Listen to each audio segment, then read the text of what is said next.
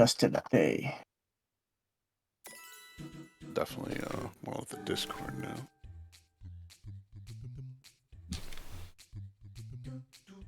It's a shame I never played Super Mario Galaxy. My sister bought it for the Wii, and she bought the sequel. And she's not going to get around to play it sometime. How many years has it been since it was released? 2007. Everything on my Switch updating all of a sudden. Yeah.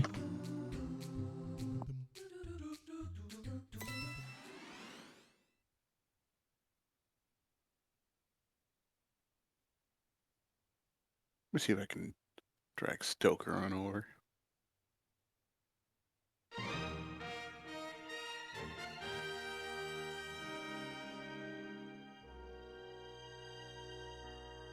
I forget. Is this a game with dialogue?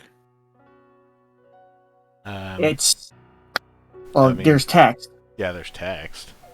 Well, I mean, do you anticipate needing us to do like voices? You don't, because they're going to use the typical Nintendo talk. Yeah, it's just mostly just Wahoo! when they talk, it's mostly just tutorializing. Okay, all right. I just want to make sure. I know some of these games are plot heavy and some of them are not. Except for Rosalina. Oh, okay. I pronounce it Rosalina. I have never actually watched an entire playthrough of this, and I've only played it once myself. So this is all virgin territory, so to speak. Okay, so tap R to center that. This is just gonna be weird. Of course, Yoshi.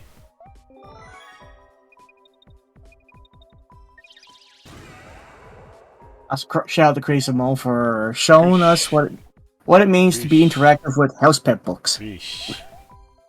Beesh. Are you just twirling Yoshi's head around? Nice. Can you like distend it like in Mario 64? No. Aw. Oh, that's cool. Yeah, if that was the other reason I wanted to get it to play with my sister. The game had a second controller, basically the second player. All I know is that they're just basically aiming like what's the equivalent of a red dot. That's as far as I know. Uh-oh, plot. Every 100 years, a comet appears in the skies above the Mushroom Kingdom. Comet was so large one year, it filled the skies and sent countless shooting stars raining down. The Toads brought the shooting stars to the castle, where they became a great power star. See, it's lore, it ties into Super Mario 64. It should have been a very happy time for the citizens of the Mushroom Kingdom. That was the night of the Star Festival, held once every 100 years to celebrate the comet.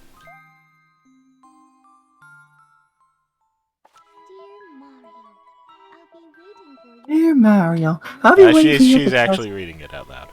Okay. Oh, sorry.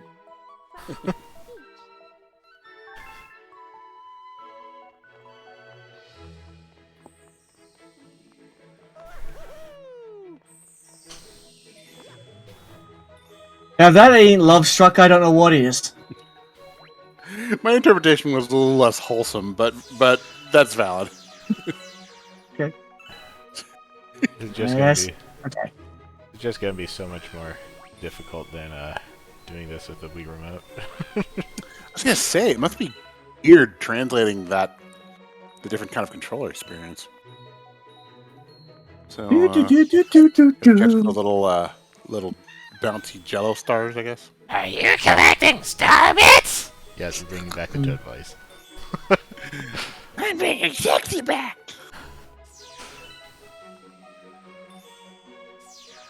See, things like this, you notice Toads with weapons. Like he has a spear and a shield right there. Oh, he sure does.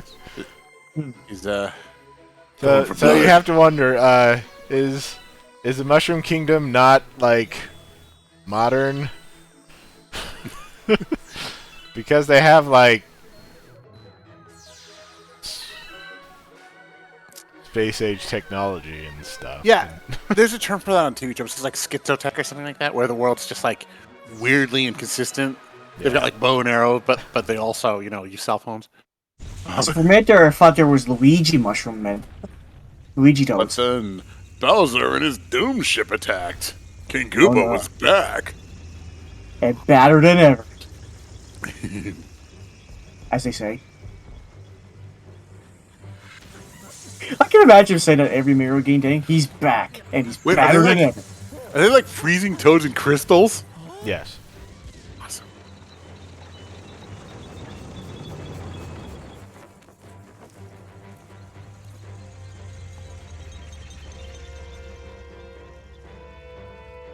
Mario only evolves when technology evolves. There. Because that's Yes, how. Frederick, I saw that Baba as he was adding 150 levels. If that game wasn't difficult enough.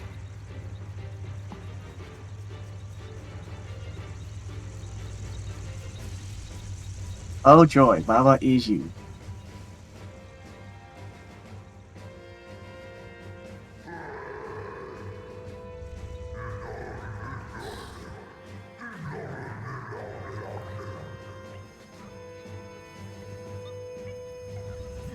Did I forget to change it from Deep Rock Galactic? Let me change that.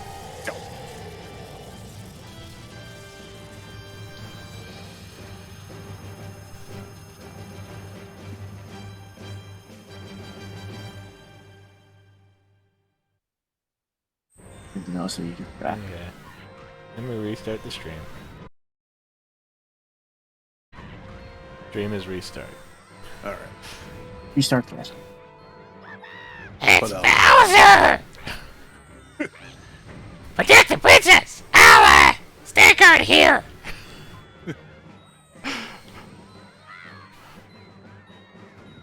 Alright, you're the princess. Also, are they shooting pumpkins? Let's see. Okay, no, it's not. I put Elden Ring in my wish list, just in case. Just in case anyone wants to get it for me. And this Toad running around in circles over here. They're not very effective as like a royal guard, are they? No, they aren't. No.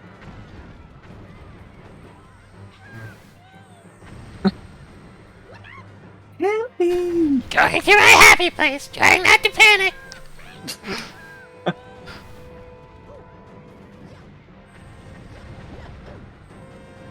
Pretty sure the Toads were just designed to be just the typical. They're the guards that do nothing kind of thing. Yeah, they're the putties. They're the chumps. They're they're cannon fodder. It's funny because when I originally played Super Mario 2, I didn't think about them. I figured, oh, Toads are powerful. Well, one of them is. Yeah. But then when they start making Toads like a normal thing, they're like the complete opposite of what they were in 2. Yeah. The Bowser, for some reason, has a spaceship. Yeah, I'm like, what is that? It all fits the Galaxy theme. Yeah, that's right. Ready to get a spaceship? Who the fuck Space. knows? Oh, hello, East. Oh, what made you decide to play this game? Oh, hello. No, I just... Been a while since I played it, and I've been wanting to play it, so I decided to play it. That is the best reason of all. Good evening. Mhm. So we can get Stoker's. Looks like Stoker's AWOL. All right, well, it's just us. I have fantastic memories of these games. I never really, aside from I think 5 minutes at someone's house or maybe at a GameStop or something. I don't really think I played this one, and I feel like I missed out because this actually looks really cool. I think I actually maybe like 1 better than 2 by a little bit. Well, there's a 2. Yes. Yes, there's just... I did not end up 100%ing the sequel simply because of the final no-hit run. It's the only thing I never did. Is it tough? It's very tough. It's Because quite it's like tough. six screens in a row, no checkpoint, don't get hit. That's intense. Yeah, it's a medley of all the tricks and stuff that you've learned over the entire game. Oh no, it's a quiz. You have to take your technical know-how, I your don't know. I 3D just dimensional thinking. the just the story with Rosalina and everything in this first game. Hmm? I really appreciate just the ambiance and gravitas of it all. Hmm. I know nothing about it. You'll have to walk me through the basics. And well, no, you'll Woohoo. find out as we go. Oh, okay. Woohoo! Yahoo! Funny.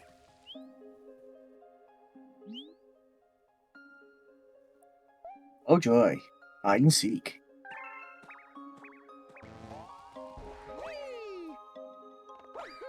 It's time for tutorial. This tutorial.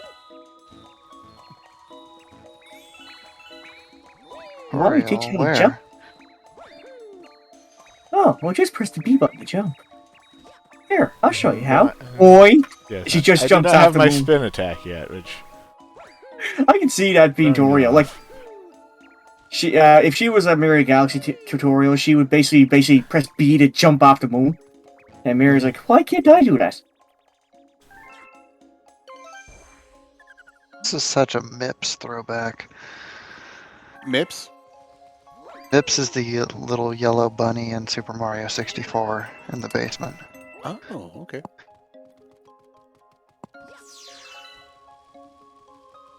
There is so much. without going any on. camera control. Hmm. There's just so much of the lore I don't know.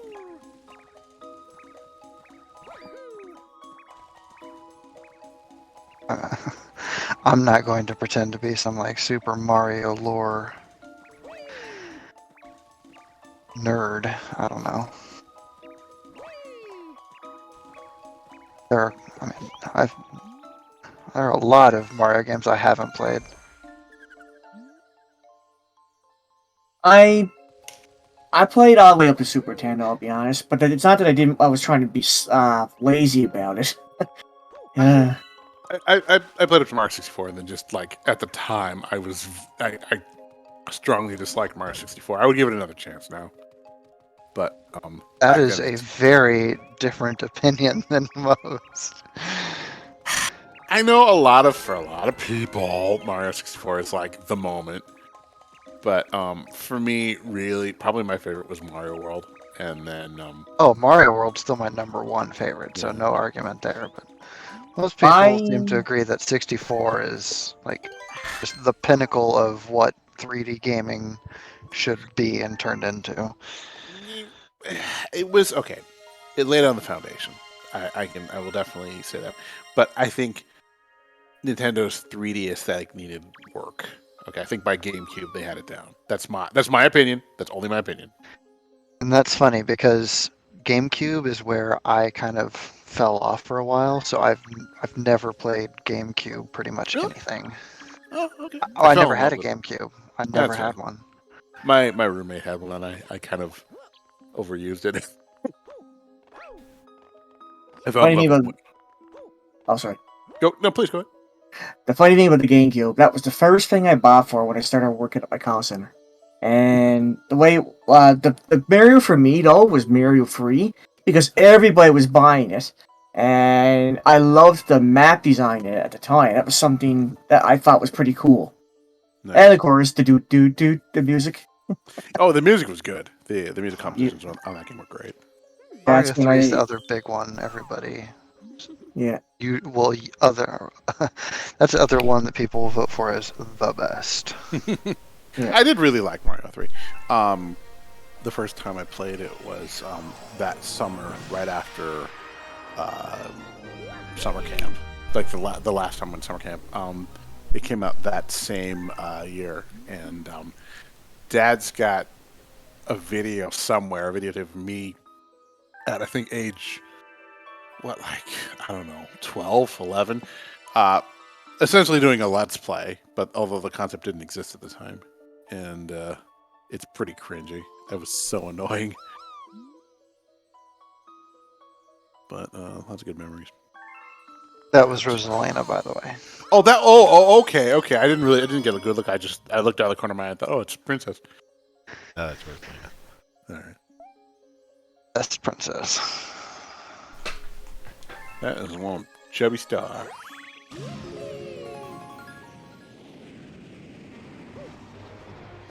And this is the part I remember the most about Mario Galaxy when I saw my sister playing it. Flying to the moon. I believe those are called Lumas. Nice. I'm like, oh my god, there's holes in the planet? How awful. Now, the physics makes no sense. Yeah, I was thinking this is a great concept, but I would find it incredibly disorienting on first play. Like, it was incredibly disorienting first play, and it's incredibly disorienting even now. That's kind of part of the fun of it. That's fair. Nintendo at it again, messing with the laws of physics. Trying to find, since I can't hear the soundtrack, I'm gonna trying to find an ambient version on YouTube. There's ambient stuff for a lot of movies and games. It's weird. 1 hour of Matrix sounds, or 1 hour of Christopher Nolan sounds.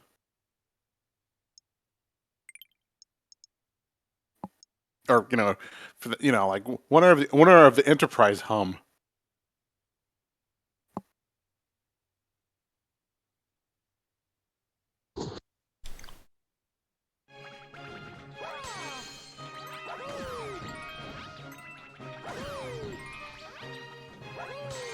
So, this game, you don't need to spoil it, but does this game have some of the angsty overtones of some of the RPG games? Like some of the Mario RPGs where you get to love some character and then it's oh, spoiler alert, something No. terrible happens.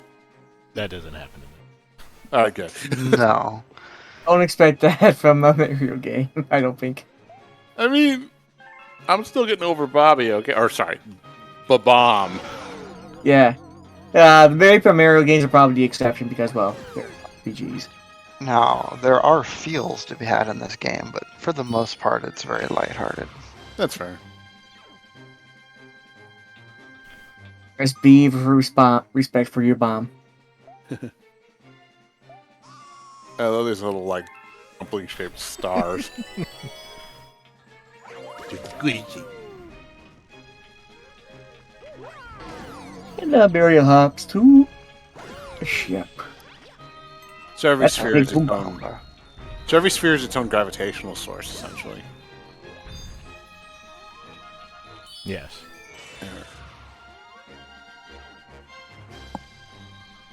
You see a planetoid, most of them just have their own Right. gravity.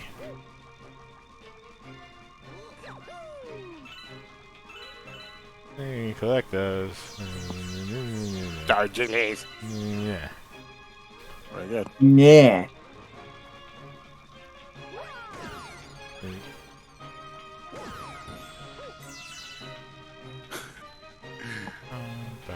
Can you just launch Goombas into space? Can you just pump them into the the atmosphere? No. Not really. Oh, so now you're inside. Mhm. And I guess, wow, this is trippy.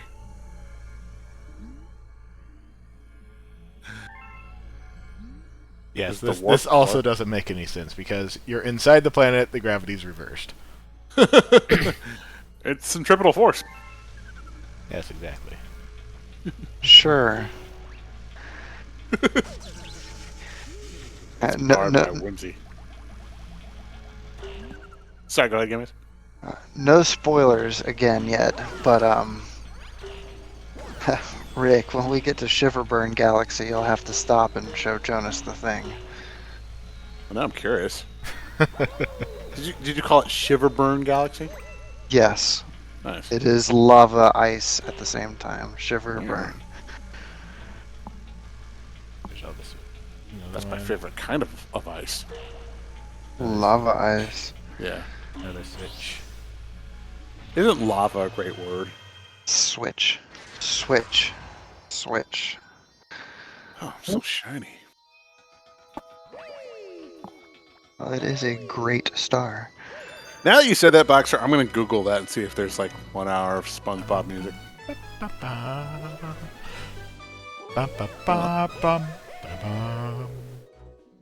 Again, it's such a theme, but the music in this game is just one of the best parts of the game.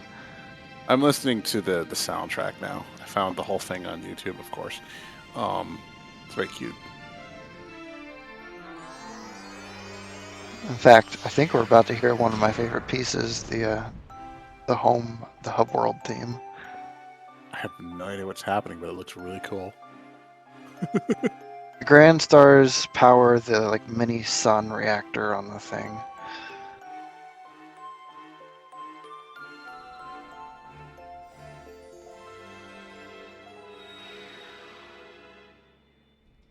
I don't actually remember. Is this one of the games where the more of the area you unlock, the more complex the music becomes? I think it stays the same. But Okay.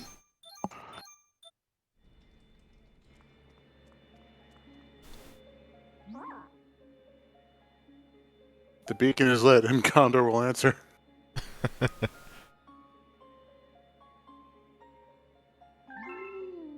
Class 6 star. I need to know what a class 5 star is. That's the one with extra leg room.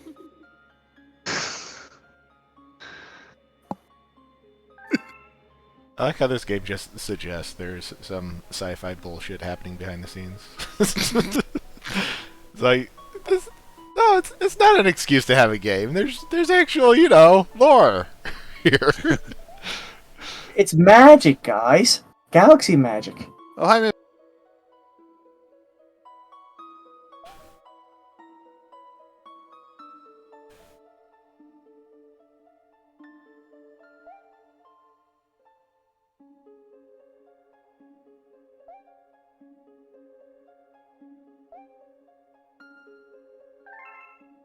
And that's where Freaking Bowser got a Bowser. UFO. There you go.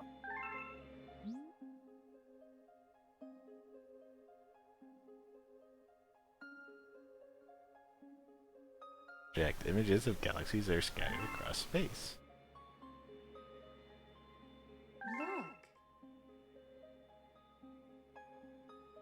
Okay. The only one that is working now is powered by the star power. It's a boot.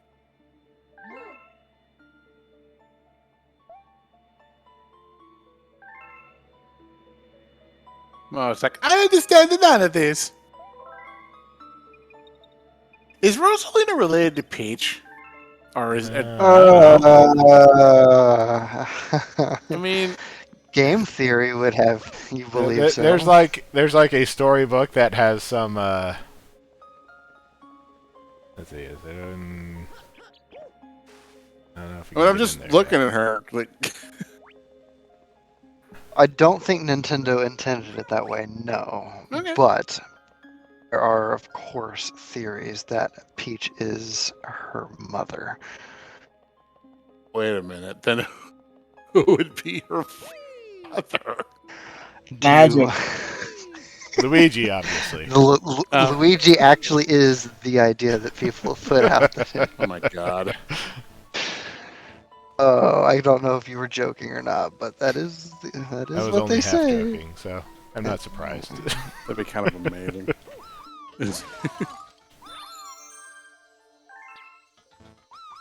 I think one of the reasons I liked Odyssey so much is because in a lot of ways it's similar to the Galaxy games. Mm-hmm. Yeah. I did like Odyssey. I really liked Odyssey. You really should go back and play these games. Well, Yeah. I don't have access to a Switch anymore. But you're right. You're absolutely right. I have strongly considered getting a Switch. I'm embarrassed to admit, but I haven't beaten Odyssey yet. I gotta beat it. I beat it, although I used a guide. I was too big. You can be observed from the dome.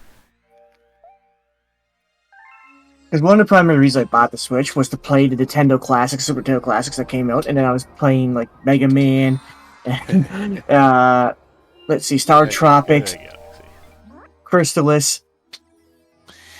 They have some of the NES classics on Steam, and I mean, you know, that's probably one reason why I haven't actually like a Switch.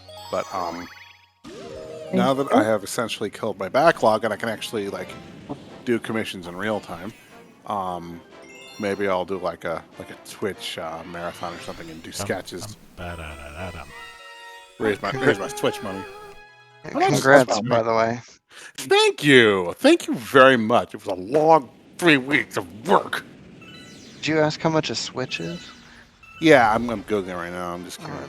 Depends on if you want a Switch or a Switch Lite, which is about $100 cheaper, but doesn't have the same connect to television functionality.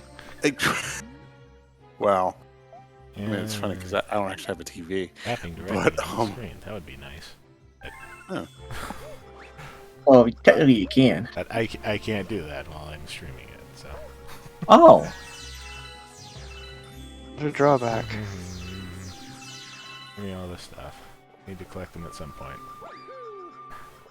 Peru, gotta feed the fat Luma. Are those? Just the Rock. aliens.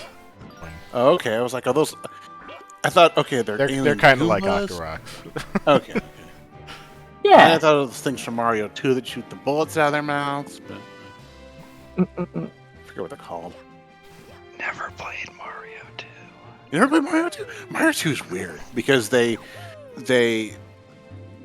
took an unrelated. Because it's a rip off of another game, yeah. Right. Well, I mean, they reskinned it. They skinned it with Mario and company, and then it became part of the lore, which is kind of funny. Back then, I can guarantee nobody knew that. Back then. I want to get used to the controls of this game again.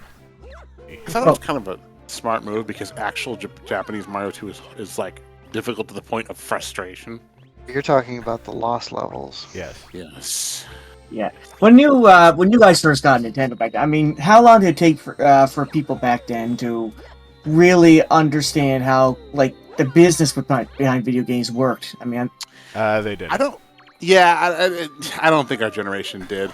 You know, back in the day, I think we only really began to appreciate that in the internet era.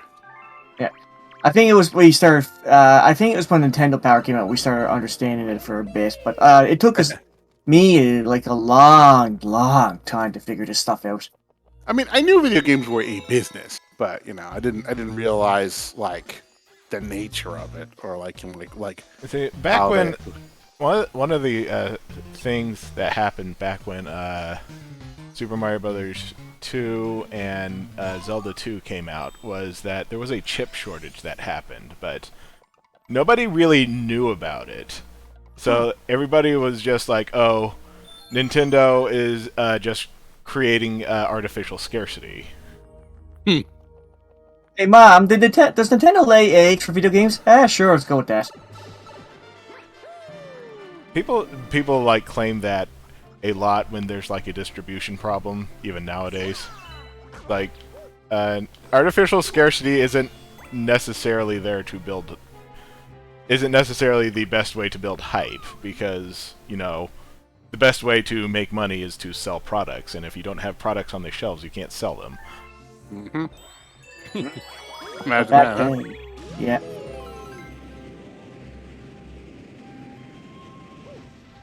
But back when when the Nintendo was coming around, like not even I only know about the Commodore back then, and basically all you know about Commodore is that it had a monitor, it had a keyboard, and it made video games, and that's all that mattered to me as a kid.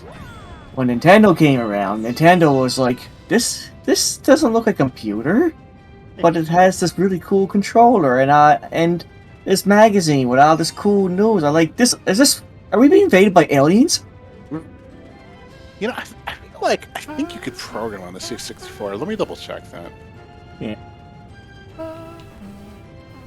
But to be fair, where I was at, there was only one computer nerd in the family, like in one neighborhood. So you would really have a tough time finding computer guys down here explaining the whole thing to you. I knew one kid who lived on a hill who had a C64. The only game I ever played on it was Ghostbusters, which was horrible. The game, I mean. I knew one kid with a Master System, but he was kind of an asshole. On my street, the first one to get a Nintendo was Bobby. Poor Bobby. And then another kid got one, and the only game he ever wanted to play was the original Mario. And then Mary was all over, like in somebody's backyard or something. Robbie's sister had the dance pad, but I never saw her use it. You know, the one that was like gymnastics. Yes. Oh, you got mushed. We actually had someone that had the track and field pad. Have you ever seen that? Yeah. That was awesome. That was pretty awesome. Jonas working through his childhood currently. I was gonna say working through his childhood issues. I'm like, well, you're not wrong. Yes, childhood issues of Nintendo power. Exactly. I don't know. He's talking about the guy who had a Master System who was an asshole, and then poor Bobby. And I say poor Bobby because I was a horrible little kid, and I mostly hung out with Bobby because I wanted to play his NES game. And he would, a lot of us was like that when we were that age. So yeah, he was sort of like this. He was sort of like this little Ginger Cartman kind of kid, and he would sit there and watch me play. And then after about 20, 30 minutes, he'd be like, "So you want to do anything?" And I was like, "No, I'm doing something. Oh, Jonas. I was sort of like that too, to be honest. Though, back then, though, I was like, if I'm gonna make friends with a nerdy kid, I'm gonna be his best friend. I mean, once or twice we did just hang out and watch cable TV or something, but yeah, for the most, not even 2-player games. We just played one player. We just played 1-player games. And he had a bunch of the tentpole titles. He had Zelda 1 and 2, and some of the other ones that were popular back at that point, like Excite Bike and stuff like that. And it was it saved me the trouble of having to buying it myself. We did eventually get it. One of my mom's students, who was really nice, and she had a lot of students who were really generous and wanted to get her gifts and stuff. And one of them bought me an NES, and Mom wasn't really ready for me playing, the way I get when I play video games, which is very well, if any of you ever watched my streams, it's get kind of wound up. Imagine that, right? But even as a small child, you were like, yeah, yeah. Actually, I was worse then. I checked the controller several times. Oh my. Yeah, Hi, Miller. By the way. Oh, hello, Miller. Hello. We're just listening to Jonas nerd out. It's okay. Yeah, I know. I'm on a nostalgic. I mean, if I'm rambling, whoa, hell's that? God damn it! Did Yoshi get too friendly with the piranha plant? Oh my! But yeah, it's PD Piranha in this game. He's a little bit more draconic. Nice. But yeah, if the nostalgia's boring and you want me to shut up, please feel free. No, actually, go crazy. I'm fine with it. Go crazy, huh? All right. We haven't had we haven't had Nintendo nerd talk in a while. But but yeah, I was that kid. I wanted to just if I lost, I just felt like this was a terrible injustice because I was always supposed to win. I mean, that's why I played the game, right? To win. I was kind of uninterested in learning strategy at that age. Yeah, I rushed through games, but that after I beat them, I was like, okay, time to figure out what all the secrets are in this game now. It was different. You know, things were so consistently. All right, congratulations, Rick. You have now killed a newborn. Yep. And the kids will now learn that it's okay to do that while you're growing up. Yeah, I mean, the dynamics weren't as varied, so it was kind of like there wasn't this feeling of exploration and immersion that you get with games now. Ronnie says there's a movie coming out about kids trying to get an NES.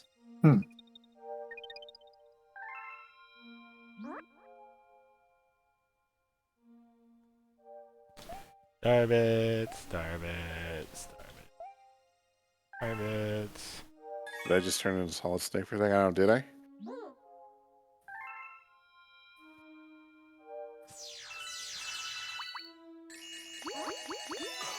Eight bit. I look at those little Starbits and I think they must taste like Jello because just of the way they look. I don't know how many people watched Stranger Things, but one of the things that I was really happy about, they were trying their best to go back to the 1983 aesthetic of video games and with all the cool stuff in it. They came very close when they brought in the arcades, which is close right now. But every year they come out with Stranger Things. They come out with like newer stuff that came out at the time. They even have Dungeons and Dragons, which of course I never played. But they brought out Back to the Future, and now I'm just hoping. I'm saying, if you guys want me to love the series, though, come on, get these kids into Nintendo. Well, they're too busy, like running away from eldritch monstrosities for video games. But yeah, I love that. I love that show. I have not watched anything past season 2, but it's on my list. Yeah. Um. Ahoy, ladies! How do you make some scoops? Oh, I love it. It's good. Expect a lot of nostalgia from me on this stream because it's Mario, and I can't watch or play a Mario game without thinking of like the 40 years of experiences I've had with this franchise. Mm-hmm. Sorry, Jones. What are you doing talking about Mario? I'm just thinking about Zelda. Yeah, it's good. That one too. I thought you were gonna plunge into space. Nope, gravity is very weird like that. There's Mm-hmm. gravity connects all the way around here, so you can just like long jump, and it does a weird thing where you fly way out. Yeah, because it's even first level, and they kind of want to make sure you can't hack it up. It's even Well, I weirder figured- because like it's not a sphere. It's just like a single flip.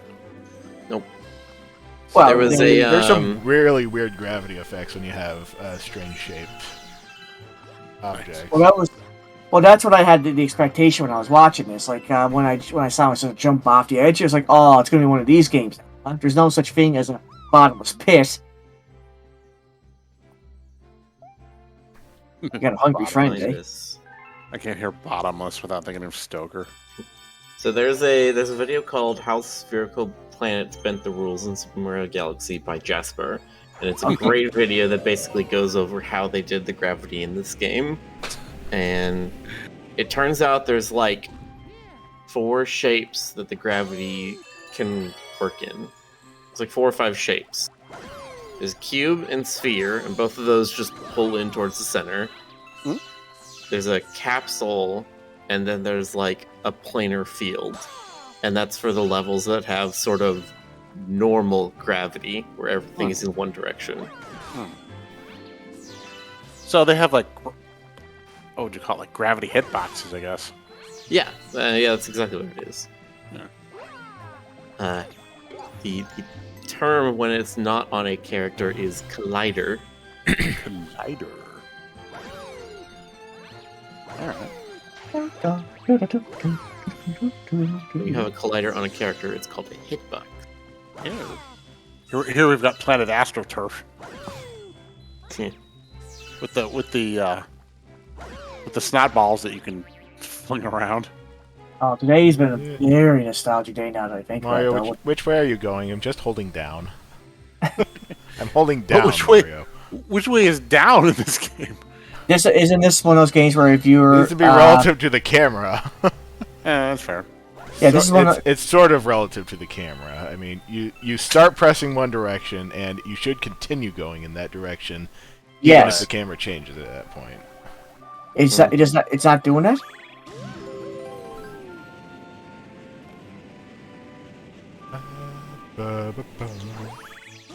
Yeah, I can see why everyone kind of went nuts on this one. Oh, geez, today, in addition to the Marvel news, which sorry, Griffin. What? No, he got called away. Okay. Oh.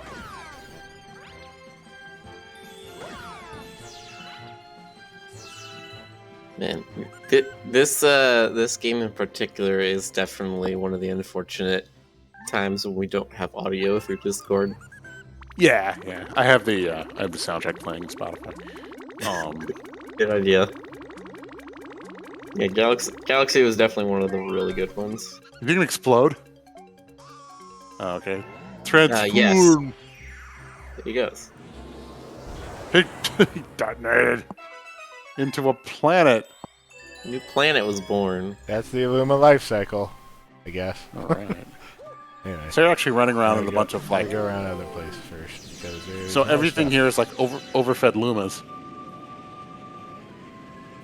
Really. Okay, I'm back. Okay, Hello. that takes it right back here.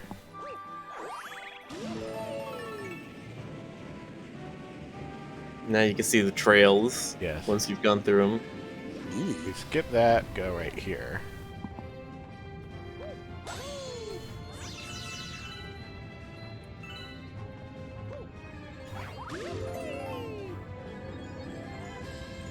Coin.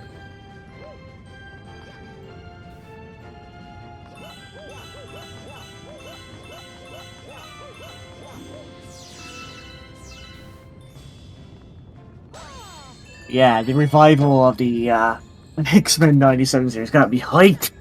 Oh, You know, I'm curious because I watched that back in the day. I don't know if like it'll finally make me cave in and get Disney Plus, but I'll wait and see if when the clips hit YouTube. I did like X-Men '97, although looking back on it now, it's like, oh, all right, that doesn't You're making age yourself very a veritable space highway here, Vic. well. Nice. oh, is that what? Oh, okay. I see what he's doing. Huh? Didn't know that's how the game worked. Yes. Okay, now we take this to the lesson.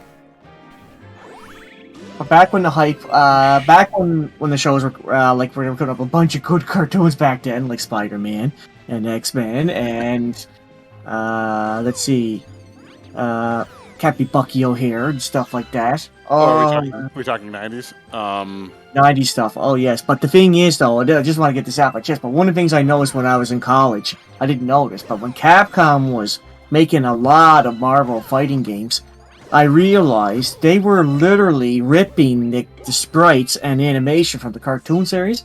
And then when this came out, suddenly I said, "Wait a minute, what if they're doing it again?" I don't know. I'm crossing my fingers for it.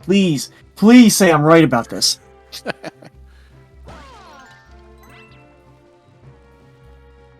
But yeah, nostalgia engines are on full blast today. I'm loving it. GC, did they have the Disney Afternoon in Canada?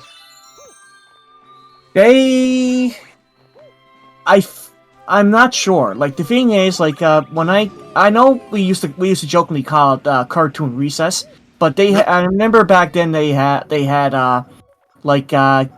did have Chippendale Rescue Rangers. They had DuckTales. I know that some Disney shows aired on YTV, but I don't know if there's like a whole Disney Afternoon block. But you know what the Disney Afternoon is, obviously. Here's the thing. Like I think I know what you're talking about. But the problem is, unfortunately, because back when I was growing up, we only had 12 channels. The what I call like the cartoon recess was something that happened at 12 o'clock at noon when we were on recess. Right. And they would always have either Batman, Chippendale Rescue Rangers. There was a channel I remember now because what happened, some of the channels would come in. I'm not sure why, but they were all Disney cartoons, and we would watch whenever chance we had them before the cable went out. I don't know if it was because they just were being generous or because my grandfather bought the channel. I don't know, but there was a channel that was literally nothing but Disney cartoons. Right. All right. Apparently, I'm just. Of course, I'm looking Okay, up on so Wikipedia. you're supposed to collect these little star bits there in order to make a sling star to get to the center, but you can just kind of jump. Oh, all right. That's right, Type Cheesy, you're right though. Bonkers and Tailspin were part of that, what I call the cartoon recess as well. Hmm. And then we jokingly had what's called the breakfast cartoons as well, such as what was it, the Wacky Racers, and they were on a show back then. I don't know if anybody had it in this, if you guys had it, but it was called Rock and Roll Robot, something like that. That sounds really familiar. Basically, they had a robot with a kid on there every morning, and what happened? He would show two shows every so often. The show, it was either the Wacky Racers, and I'm trying to remember what the other one was. Something like the Muppets, I think it was. But it was basically always going to be Wacky Racers or some other show. But the robot would press the television on his stomach, and that's the show for today. That sounds really familiar. Darn it. Honey Hive. Classic. I'm trying to look it This up is right the now. Honey Hive Galaxy. Mm. Mario is gonna get honey like poo. Oh, I Chat, remember. did you know that it's hip? Do you know what it's hip to do? What's it? Is it hip to be square? It's hip to fuck, please. All right. I don't get There's a very famous mod of this game called Super Mario Galaxy Repainted that is extremely memey, and one of the things it does is it replaces the background music of this with the it's hip to be square, but the lyrics are corrupted to say it's hip to fuck peace. Nice.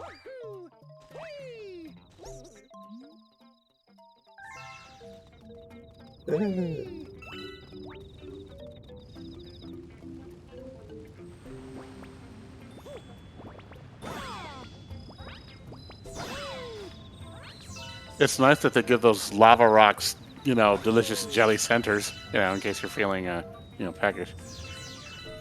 Yeah, they're just they're actually jelly balls covered with like Oreo dough.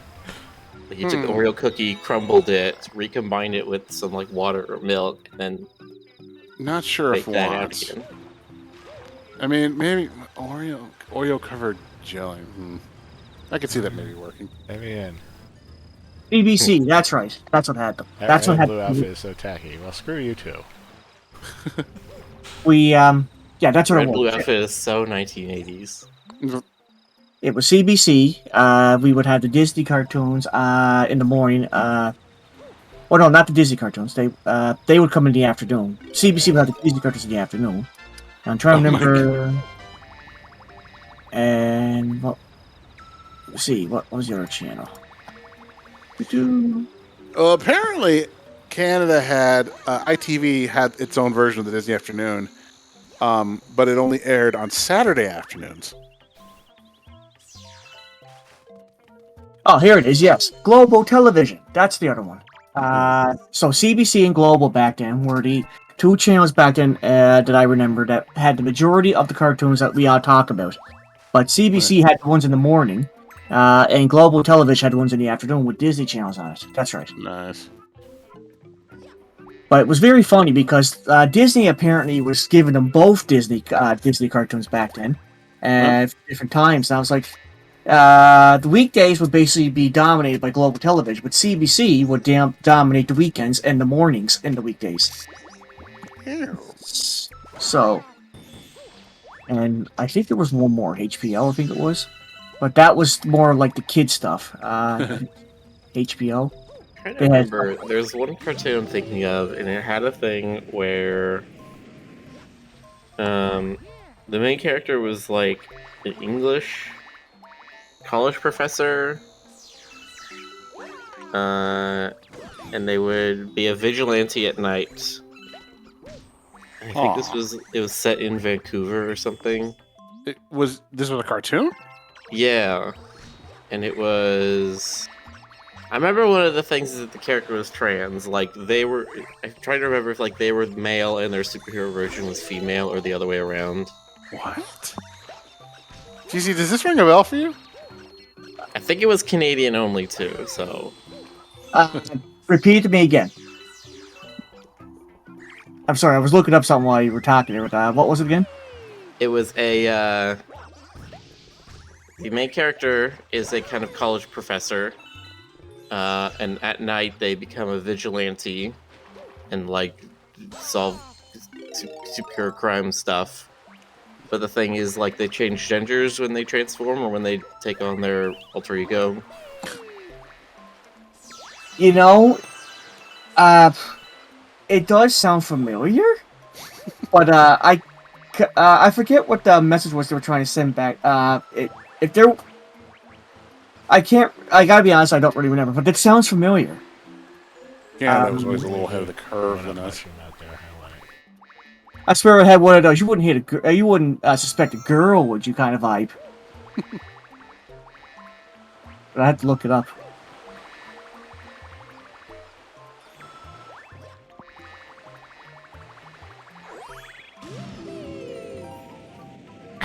I'm trying to find that rock You and know, roll. it's the one robot. that I remember a lot from my youth. It was very stupid. Now that I look back on it, it was Jackie Chan Adventures. Oh no! Oh no! Falling off a building! One more thing. Usually, shall we worry now? I think it was.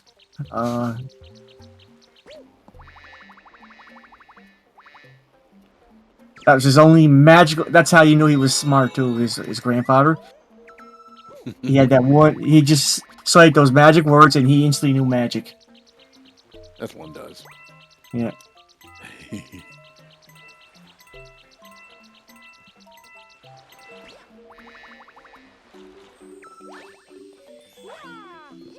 Wait, I'm only now learning that Jackie Chan was not played by Jackie Chan. No, he wasn't.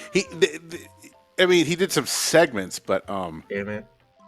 But yeah, the actual. Yeah, he was in the opening. Like they did Yeah. like 3 seconds of him live action. Right. I didn't know either. But yeah, I mean, they probably couldn't afford him. Seems like some people do though. I mean, I wouldn't expect to turn that row down for voice acting. They did the same thing though with Jim Carrey though. To be honest, with the mask, he did. Oh, yeah. He voiced the character, but Yeah, I think it was Rob Paul who voiced the mask in the series, if I'm not mistaken. That's very fuzzy.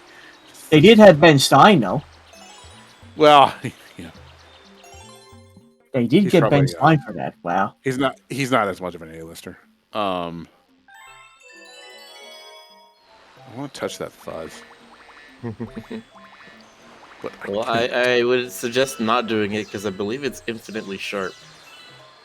With how the Damn it. actual rendering, actual rendering technology works. I don't want to. I don't like infinitely sharp vertices. It's rude. Actually, they're probably not even vertices. It's probably some kind of procedural thing. Stanley Ipkiss. That's Why did I right. come up with that name? Ah, it's Captain Toad. Ah, me! What, Mario? Hey, it's you! We escaped from Peach's castle, too! And then we thought Bowser would get us, and then we got lost with Luigi, and it was this whole big thing. Oh, I just remembered we found a Power Star! Sure you need this, so here, take it! I really hope that someday there's a solo Toad game. There is. There are 2. There are? Captain Toad got his own game. Yeah, Nice. this was the first. I believe this was the first game that had Captain Toad in it, and then Yes. he just became a more and more popular character So- until he got his own game. Is Captain Toad the Toad from Mario 2? Is that how that I works? don't know. Probably not. Maybe not. There's Rick- been Maybe- several maybe Toads that have been retroactively. suggested to be the same Toad as from Mario 2. I'm sure there's a Mario wiki that documents all of that somewhere. Oh no. If you want to go into the deep lore. Course. I mean, this is the sort of thing where someone says, Want to go into the Mario hole? the Mario Wait, don't go into the Mario hole. Don't. Nope, too late. Playable characters, Toad. Okay, so Toad, of course, goes to disambiguation. Your friends are waiting for you in the garage. All right, so there's Toad with a bow tie. In Japan, he's known as Oh, yeah, Pinocchio. think that information. This is our imagination. Ugh. Okay, so he is a person. I mean, whatever. Mhm. And he has made canonical appearances in these games. So let's see. Yeah, I believe the only two like specific Toads are Captain Toad, Toadette, and then I guess Blue Toad from Okay, so he the 3D Mario games. Captain Right, so Toad, Captain that is Toad- incredibly rude, shining your headlamp directly into Mario's eyes.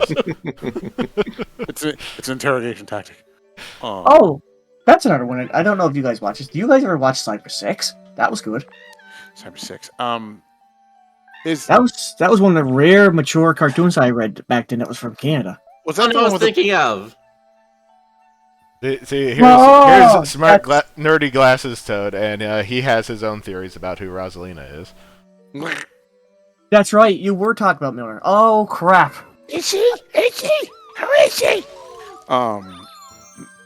Yeah, okay, according to this, Captain Toad is the original Toad. He is the captain of the guard. So there you go.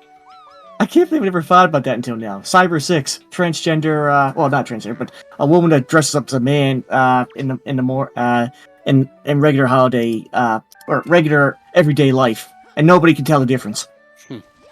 Mm-hmm. Uh, Yeah, And her brother's a cat. We can't forget that. Right, that's definitely not the same show I was thinking. I was thinking of Bionic 6. Different show. Completely different. Yes. Entirely Sounds different silly. 6 people from the Cyber 6. Right. Had a really good There's theme also song.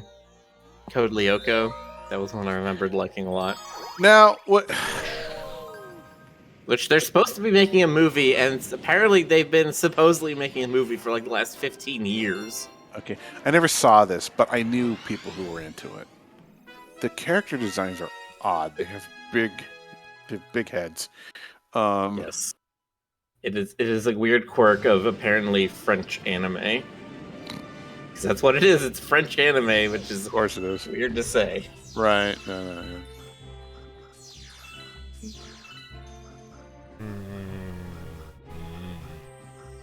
I never watched Over the Hedge, but I heard people say it was really good. The movie? The movie?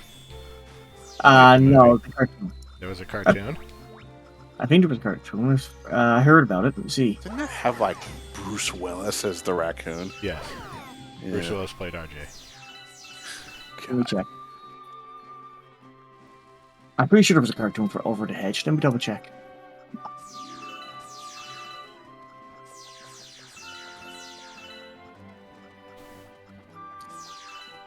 Let's see. Oh no, I was wrong. Nope. It Remember the was a movie. Yeah, it was just a movie. My bad. I thought it was a cartoon when I heard about it back then. Well, It seems like the it is kind a of thing- cartoon. It's just a movie, too. Sorry, I meant to say TV series. Sorry. It does seem like the sort of thing DreamWorks would do to have a cartoon following it up, but yeah, I guess not. Wow, they had a lot of. William Shatner was in the movie. Yep. And He was the father possum. nice.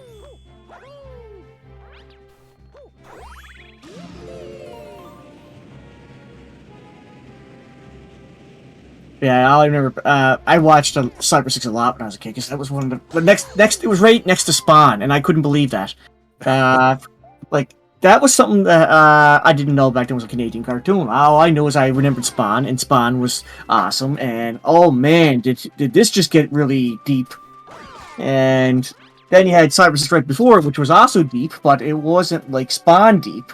All you knew is that everybody was being experimented on, and then you had werewolf experimentation in it, cat experimentation, and I was like, wow, that's a lot of experimentation in the show.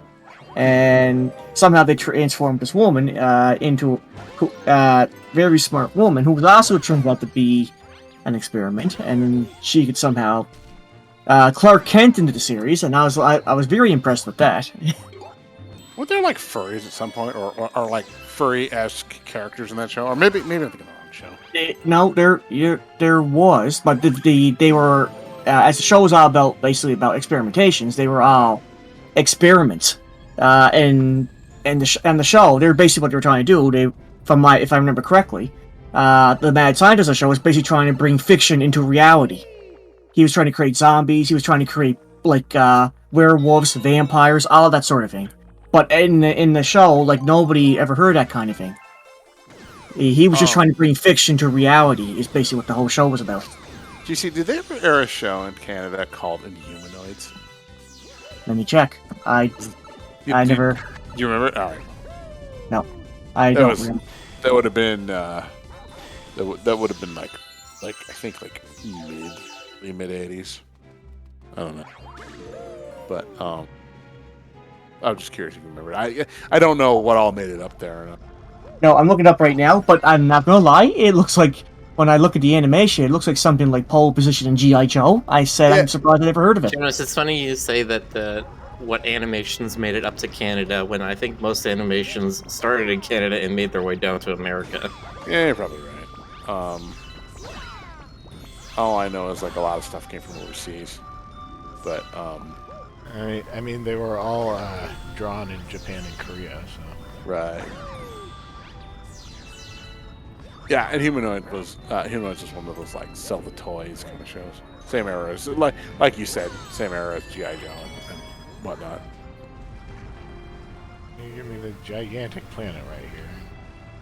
All there is.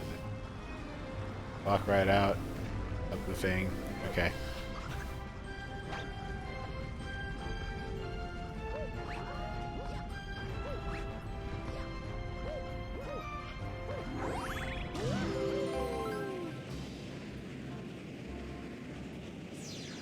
Ah, yeah. So we forget Detective Yashimoto, literally a detective, a human that had teeth like a mole and was super smart.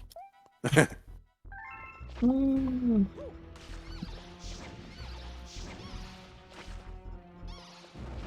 think he was Japanese too. He had a Japanese sister. Nice. You know, I like having the spin tied to the Y button. Instead of having to wheel your controller. Yes, instead of having to shake the controller, because I was frequently off by a half second when I had to do that. So, I'm just going to throw this up for Jones, because I think he's going to get a good laugh out, but if you search up Cyber 60 Elaine, you'll see one of the big, coolest werewolf characters on a cartoon. What was the name? Elaine? Elaine from Cyber 6. Oh, I'm going to take a look. She's literally like, it's funny because basically if she bit you, you were a werewolf. But if she dies, you lose your werewolf powers. Let's see. Wow, she's got some serious shoulders. All right. Those are like Samus suit shoulders. That's awesome. Like she's got, what's the name of the upgrade that gives you the big shoulder pads in Metroid? Variasuit. Yeah, Variasuit. Yeah, she looks like she's got like actual Variasuit shoulders. That's awesome. Yeah. But people couldn't believe how well drawn she was as a werewolf. It was unbelievable. God, this must have done it for somebody back in the day.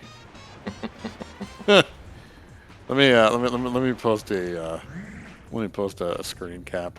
It's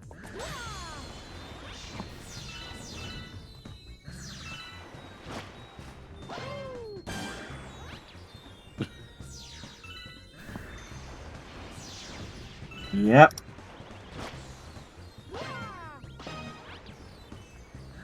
Pretty big eye opener back then. Wow, for animation. And here I was watching Gargoyles, I thought that was cutting edge. Oh, that's her hair. I thought those three things coming out were like giant eyelashes. Nope.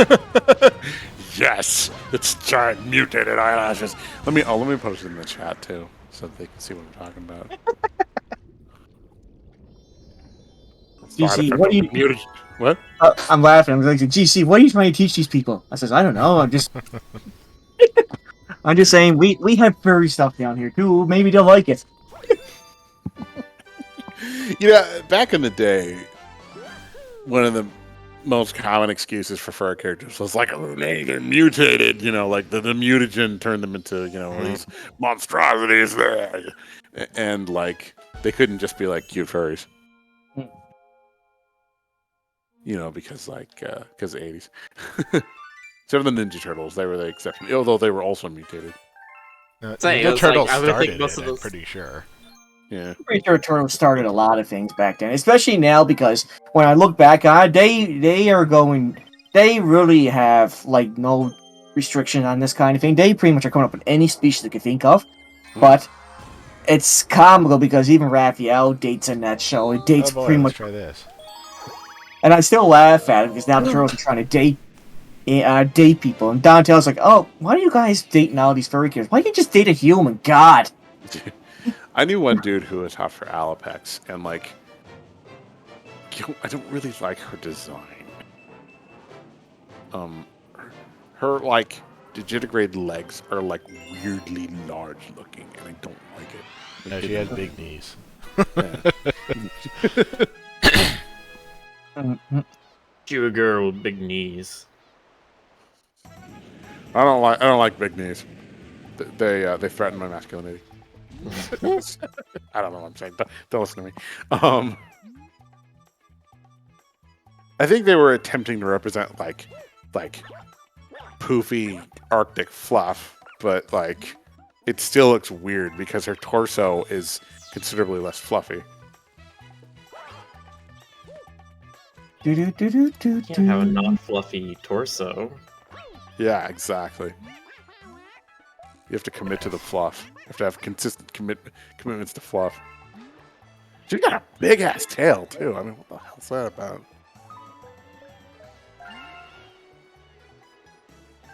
Yeah, I'm not doing this with a Joy-Con, sorry. Turn left, twist, left.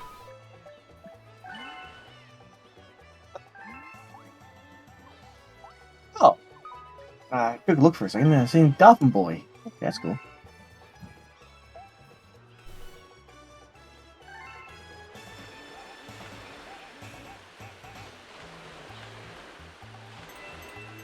I'm trying to find that cartoon. So was I talking have to assume this minigame is like a direct sequel to the squid writing from Super Mario Sunshine.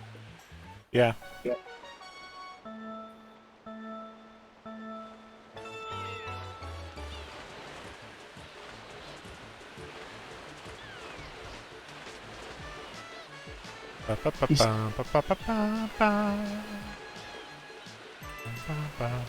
Oh, that's right. I'm trying to find the cartoon I'm talking about, but the thing is, I'm starting to remember now. What they did, the robot would play two Hanna-Barbera cartoons. That's what it was, and it was all. And the one I always watched was the Wacky Racers, but they also they had the Yogi Bear. And, Okay, the controls on this feel more stable than they ever did on the Wii version. I wonder if they tweaked it. Probably. But yeah, I'm trying to find out what that show was where they had that, what I call the Johnny Five robot playing two Hanna-Barbera cartoons every day. But I always loved it when he played Wacky Racers because it was the only way to watch the Wacky Racers back then. And I loved the Wacky Racers. Dick Dastardly. I said, when's he going to win for once? Did he ever win? He never won. He won once, but then he was disqualified for cheating. Yes. God. That was the only reason I watched the show. And I says, oh, you going to rob it from now? The problem is that Dick Dastardly was such a consistent character that you eventually just started rooting for him anyway. Like, I don't care if he cheats. He has the most charisma of most of the cast. Yeah. I mean, come on, who is Peter Perfect anyway? Who is that asshole? Yeah. Oh, man. What a time back It's like then. Peter Perfect is like legally distinct Mary Sue.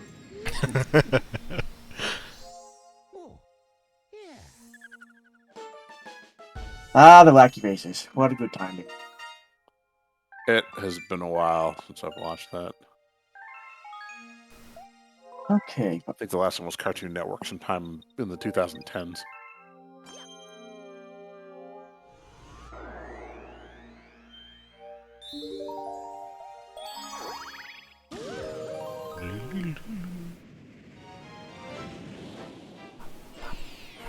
Wacky racers on a show with a robot.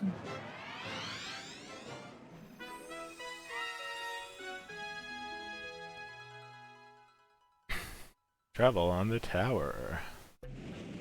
Oh, I think I found it. Wake, rattle, and roll. What's it here? I think that's it. Yes, that's what it was. Wake, rattle, and roll. That's the show. Nice. Had a teenager and a robot that dressed up looked like him as a teenager. But he would always play two Hanna-Barbera cartoons on. That's right. That's what it was. Good time.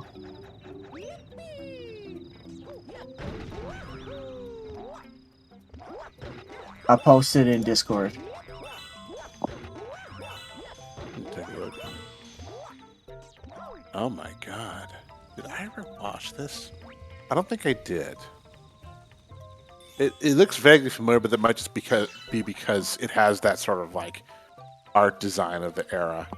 What show? That like wake, rattle, and roll. It looks very late 80s, early 90s. I don't God, think I've this is seen that. amazing. Yes, but that's the show I was talking about. I'm glad he found it. This is amazing. God, what a weird era this was. I was 5 and 6 when I watched it, so I couldn't. Oh my god, it stars R.J. Williams. He was Kit in Tailspin. Hmm. I need to get water to these.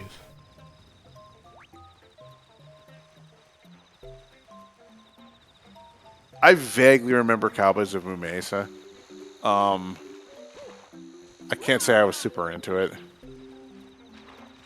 There were a couple of like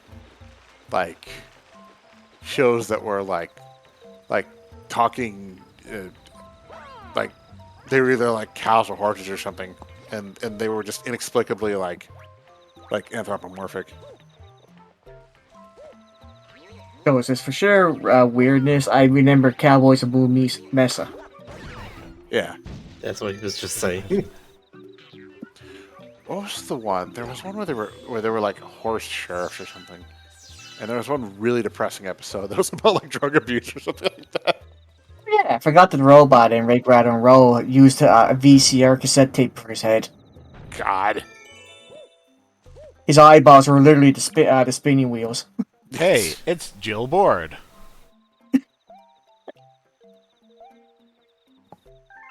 Yes, wall jumps will work. Thank you.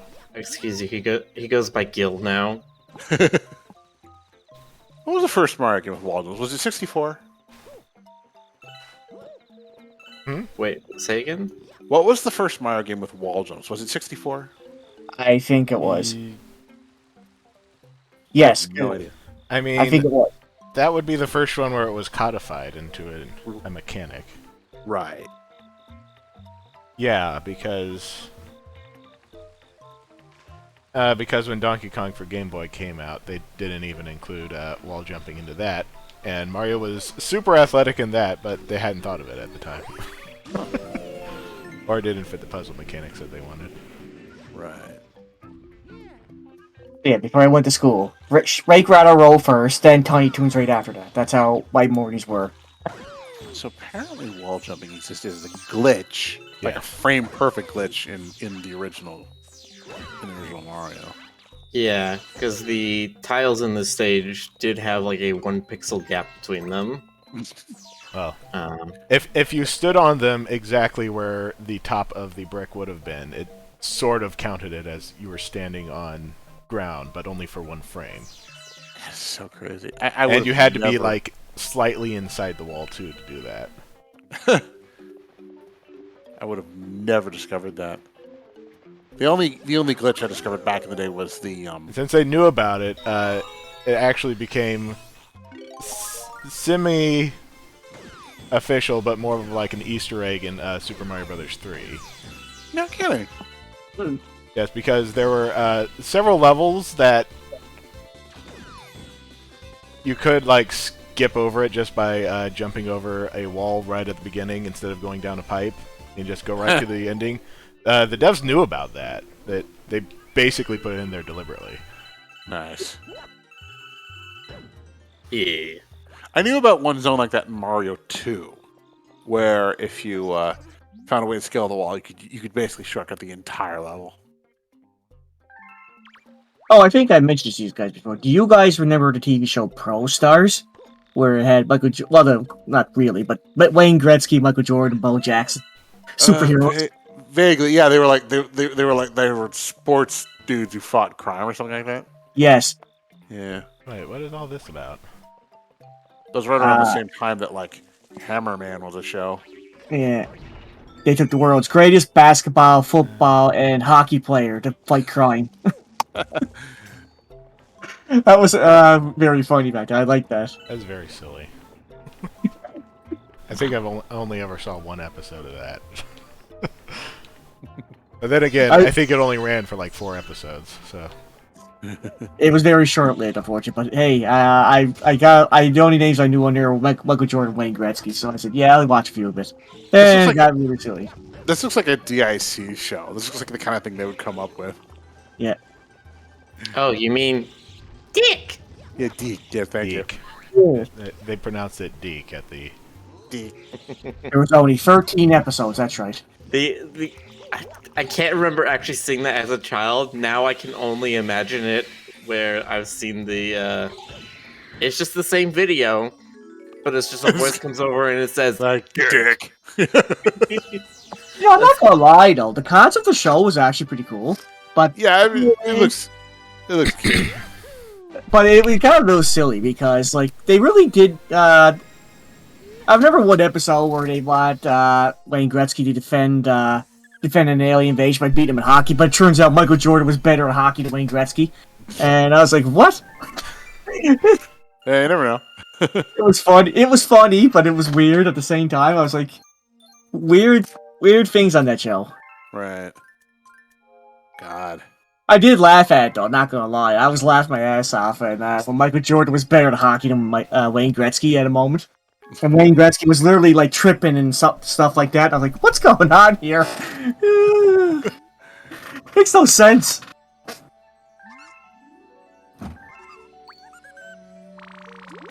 God. Such a weird era of television. Yeah. That guy looks ready to turn into a Kool-Aid man. Bots Master, yes, I remember that. That was a show that I didn't really let's put it this way. I didn't know what 3D goggles were back then, but that was their pitch. But when you watch these 3D goggle moments, all they did was basically replay the same scenes over and over again, expect you to get excited with 3D goggles. And I'm like, this is a really silly show. As opposed to all those serious shows that we watched. Did anyone here ever watch Cyber Chase, or was that after your time? That was... Again, the title sounds familiar, but it was probably after my time. Yeah, this was definitely after my time. This was like 2000s, and by then I was... It had Gilbert Gottfried played the bird, because apparently they saw Aladdin and they're just like, we need that guy!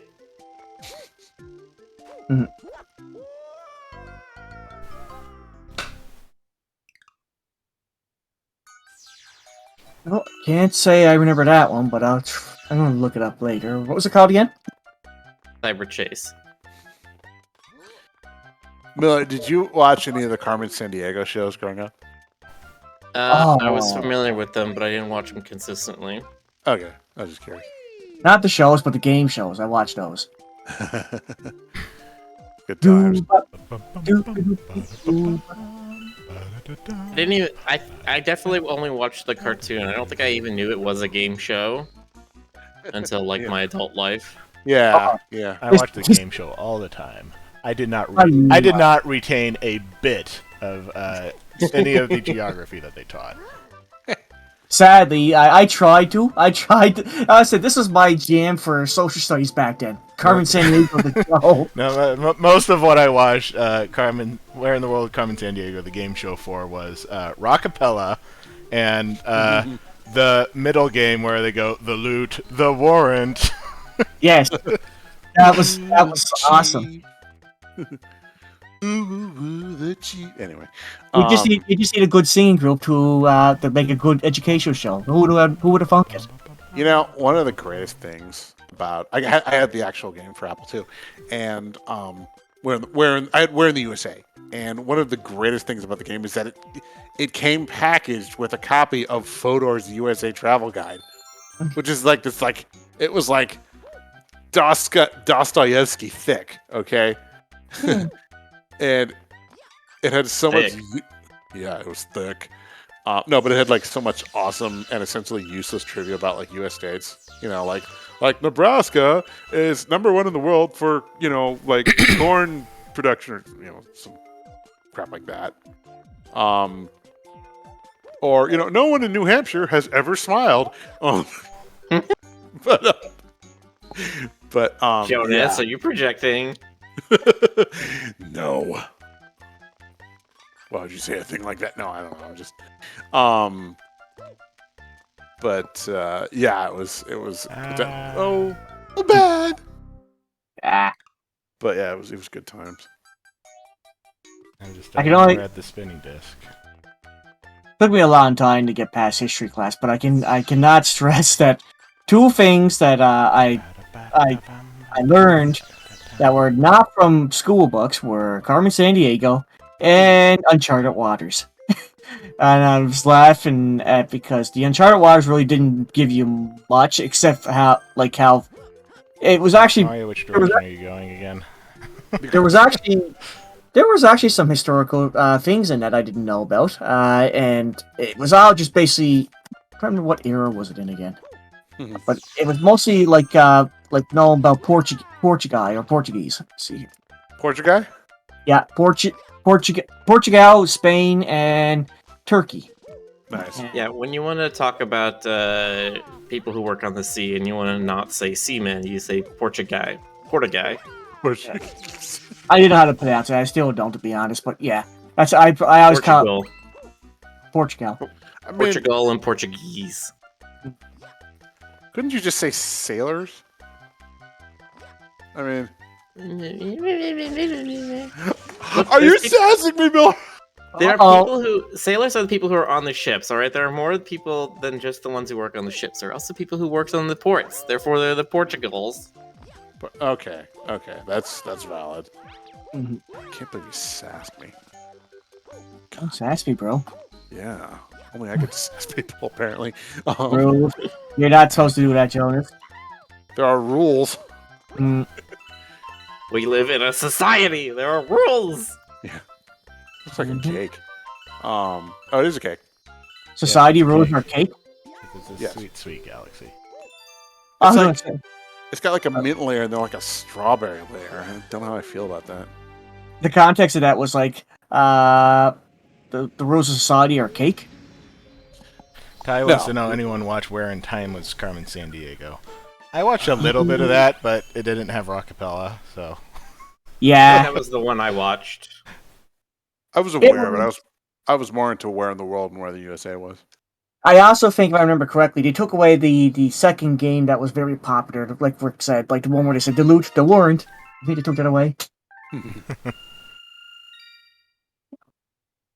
That was a game that made me feel really proud of the fact that my brain would just soak up otherwise useless trivia because it was actually useful in that game. Yeah. In fact, well, that's the thing. Carmen Sandiego, if I remember correctly, was supposed to start off as an educational game. And San Diego was an educational game. Yeah. It's still supposed to Pretty sure be, it but still is an educational game. Yeah. It's just that the shows and the cartoons sort of got away from that a little bit. Yeah, they had to add some drama to it. yeah. And like give Carmen a backstory that was weird. Actually, I heard this. I never watched it yet, but I heard the story is not as weird as people say. It's a little strange. I mean, yeah. It was just weird to like think of her as a character at all, you know. In the game, Yeah. she's just sort of like a cipher. Yeah, we don't want Carmen Sandiego's mystery to be just ruined, as they say. All we had to know is they arrest her because she kept stealing things. Well, I mean, yeah, I was accustomed to thinking of her as just sort of like this fleeting presence who was essentially like a plot device. But yeah, in the show she was like an orphan or something like that. And then she started out as a detective for the agency. And they betrayed her, and so Yeah. she fought against the system. Yeah, exactly. I think that pretty much. The Edge. Oh, You know, So I Netflix. remember thinking that in the 90s that Angelina Jolie, right around Hackers, would have been an incredible Carmen Sandiego. You know? Just saying. oh, let's see here. Oh, it is on Netflix. Wow. I know there's a new show, and I should probably check it out. But, like, I just, I don't have time anymore. I'm starting to get some time. I gotta wrap up my games I haven't beat over the years. I'm getting there though. What all do you have on your slate? Right now, I'm doing Mass Effect. I have put that off for so long. Wow. Ow. When I start streaming it, I want to get back into, I want to try and do the rest of Sonic 3. I know. I think what I'm gonna do after I'm finally cleaning my slate, I'm gonna go back to World of Warcraft, play with my family again. But I definitely have a lot of games I still have to finish. But luckily, they're going through really quick. But Mass Effect is the big one, and so is Dragon Age. I've got. Let me pull up my list here. Blah, blah, blah, blah, blah.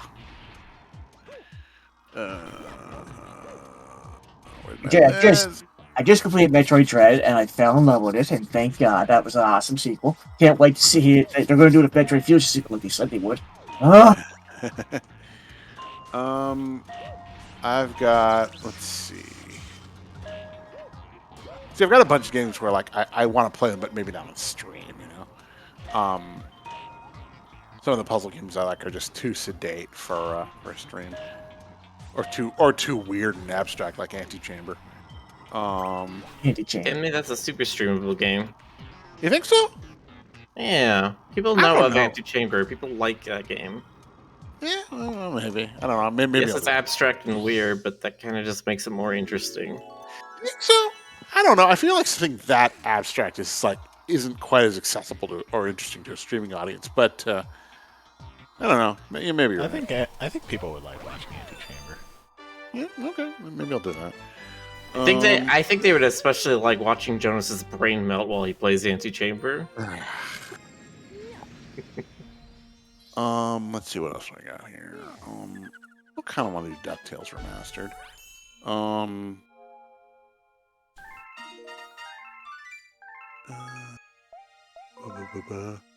Part of me wants to do Quantum Conundrum, but another part of me is kind of sick of Portal Type mechanics.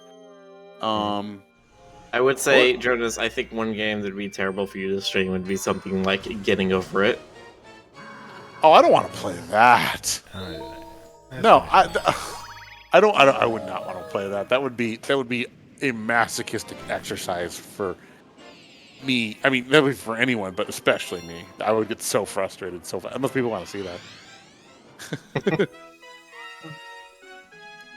I mean, I'm sure people would think it's funny to see it for like 15 minutes, but after like the first hour, people will be like, okay, he hasn't moved on from the first area. I mean, I don't know if I want to do that to myself. Don't. What else do I got in here? Freedom Planet would be fun. Just Buxer says I would pay lots of money for Jonas to play Getting Over It. All right, bet. Make it the you have a Patreon, Jonas? I do. Make it a Patreon goal. Oh God. You make the 10,000 a month, then you get you can play Getting Over It. Do I have to play it more than once? Depends on how you phrase it. Yeah. That's fair. What else do I got here? I got Sonic Mania. I have the Talos Principle, but Rick played it, so no, I don't really need to. Kind of how I felt about Beastbreaker. I bought it, I played it like twice, and then just sat with Rick and finished the playthrough. I've been hyping Beastbreaker a little bit to people because, like, I feel like indie games like that need more love, especially like ones that are like furry friendly and LGBTQ friendly. But yeah, I don't think I'm gonna play it myself, or maybe I will at some point. I'm excited to see where the studio goes, and God, I wish I could join them on that journey. Well, I mean, why not? Because they're not hiring. Oh well, that would do it. But I was gonna say, like, throw your resume around so you get some nibbles. Yep. What else we got here? Freddy's. Some folks really want to see me play that game and just flip out.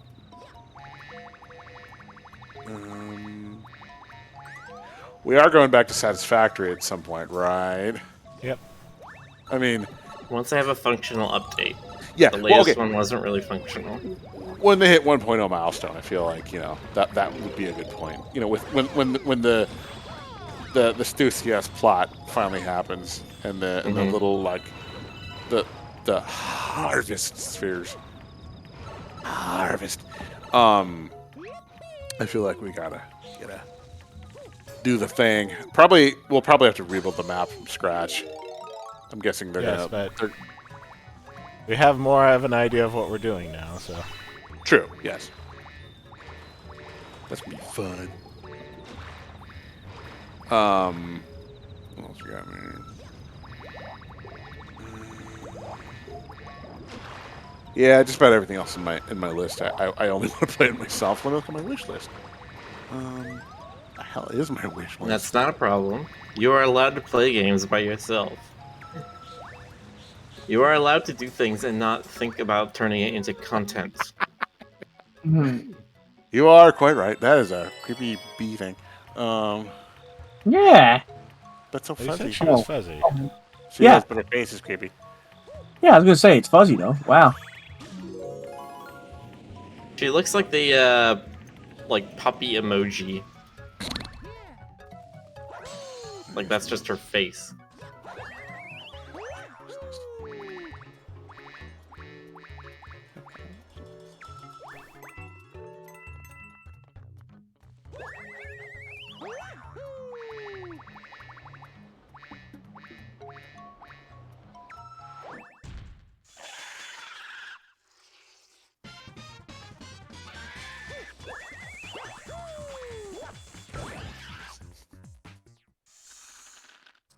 Ooh, we got a bug buster.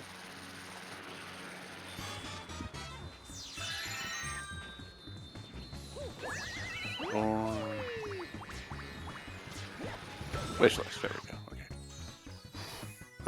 On my wish list, I've got.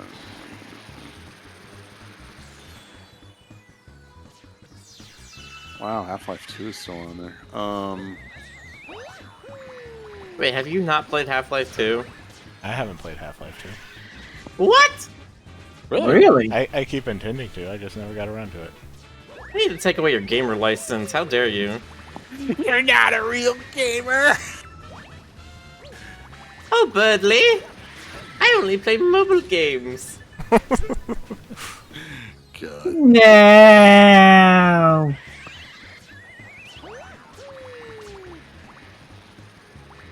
Half-Life 2 is a great game. Yeah, I know. I had it as a half. Like why do people find it interesting kind of moment? And it was fun. I liked it.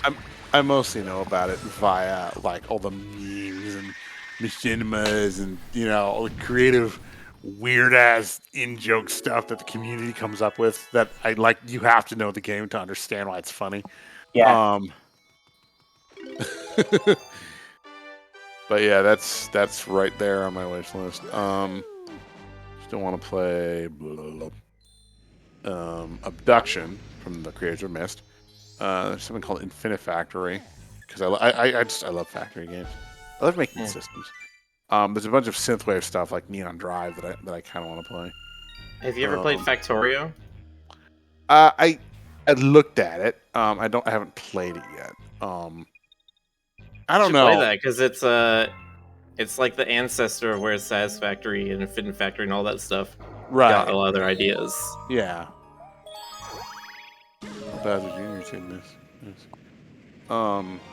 Yeah, I Yeah. like playing Factorio with the one issue that the graphics are ugly as sin, and it's really hard to tell when anything is like on the ground or anything what they are, unless it's a very big sprite.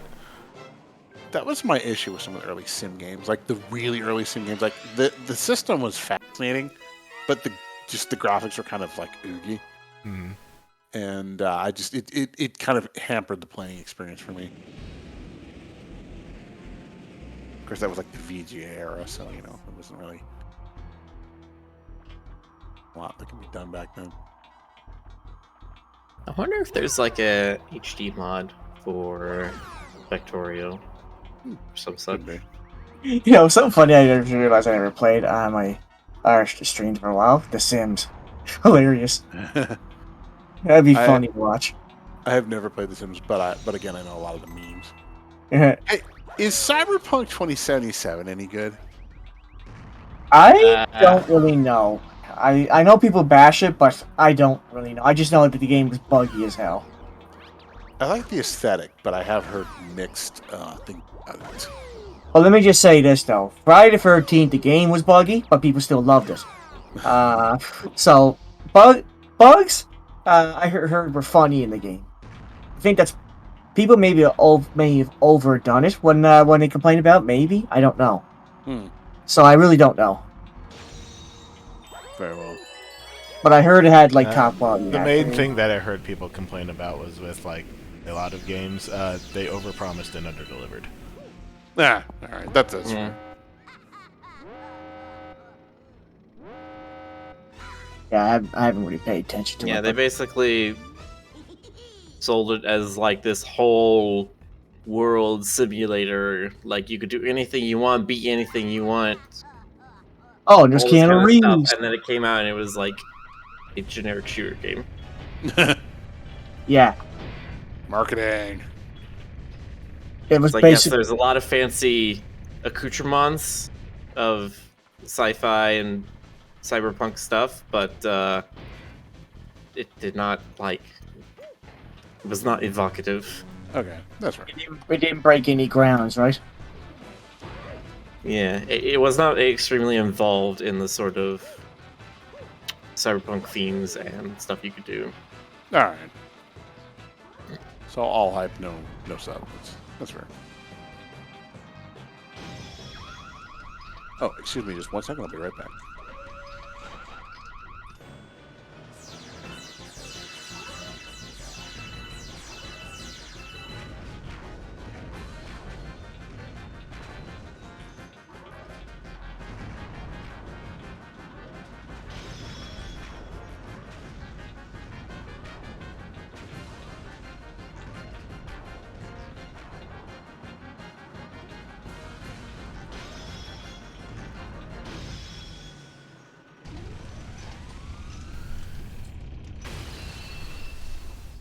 You know, I'm gonna make it a point that when December comes around, I'm gonna start playing Mario games.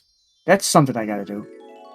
You know, although the cursor is a little more awkward with the controller, I think I still prefer playing this with a controller rather than the Wii remote.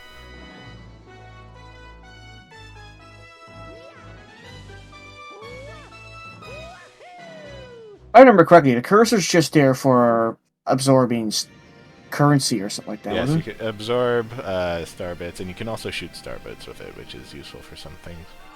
And that was basically the only multiplayer in this game was a second person could also put a cursor on the screen. Well, I mean, you want to involve your younger brother, which I did Yeah. frequently, because they wanted to play games, and if I involved them, they would let me play. It was the Mario Paint excuse, right? That's what it was. I think if I remember correctly, Mario. I haven't played Mario Paint in a long time, but I remember it. You had the mouse and you had the controller, and what was the controller for? Yeah, a lot of the Mario games have definitely sort of taken the multiplayer idea to the kind of thing where you hand your brother the second controller that's unplugged. Yeah. I mean, we did that for some of our cousins who were like under 5 at the time who wanted to play Smash Brothers. Just give them a controller and say, "You're that guy." They didn't know. They didn't know because it's super chaotic. They wouldn't know what they're doing. Yeah. Well, even easier to do that nowadays with wireless controllers. Yeah. Well, you have a bunch of wires just leading towards the Nintendo 64. They're slightly tangled up. It's like you can't tell if it's plugged in or not. Right. And when they press the button and they shoots it on the screen, you just tell them, "Hey, you're winning." At the fountain. Have you looked at the map? Save your game. Yes. Yes. The game had been saved. Man, back then, it was a chore teaching younger kids how to save a game on Nintendo property because back then we had to deal with batteries. Hold in the reset button before you press the power button. Mm-hmm. I will admit, the first 6 months I owned Legend of Zelda Wind Waker, which was like my first RPG, I did not understand save systems, so I kept replaying the beginning of that game over and over and over again.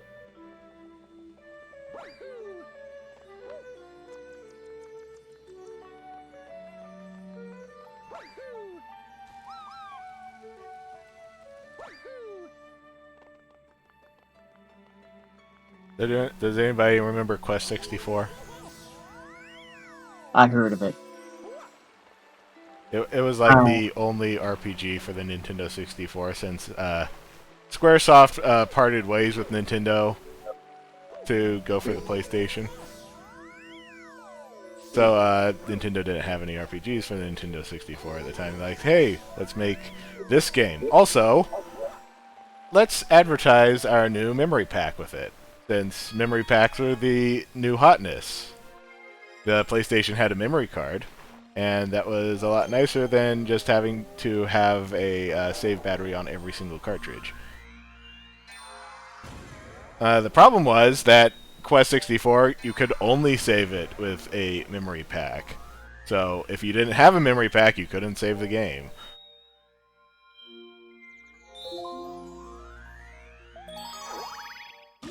So when we rented it from Blockbuster, this is very old, we had to keep the Nintendo 64 running all the time if we wanted to play it.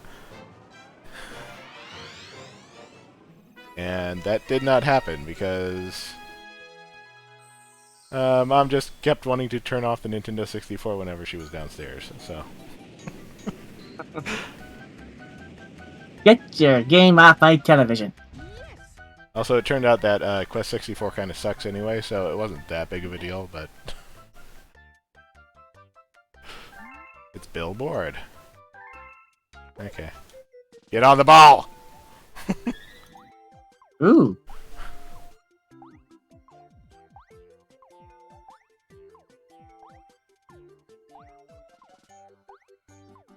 Yeah, I'm doing it. What do you want?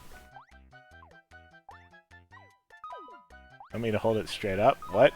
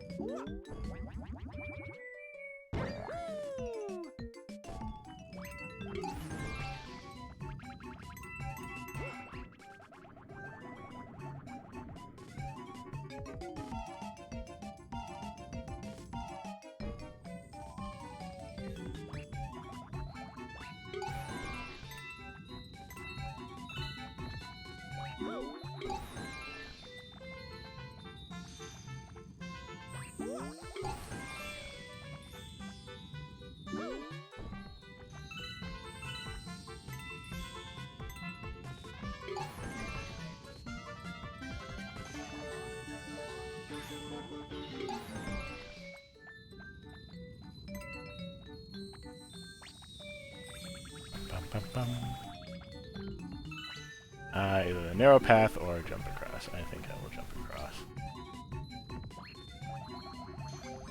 I'm going to kill the Goomba first. Goomba. Goomba. There we go.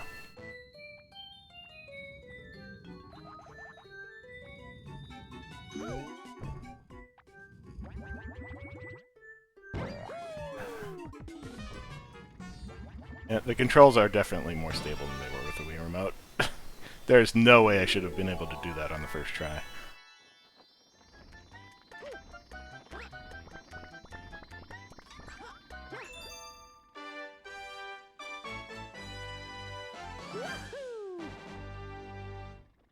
Ba-da-bum.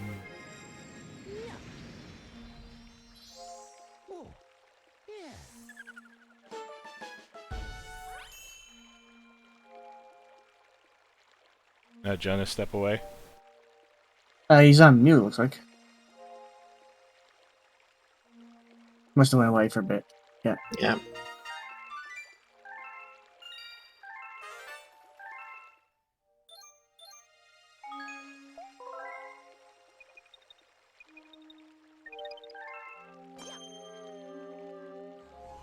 What's the best 3D Mario game?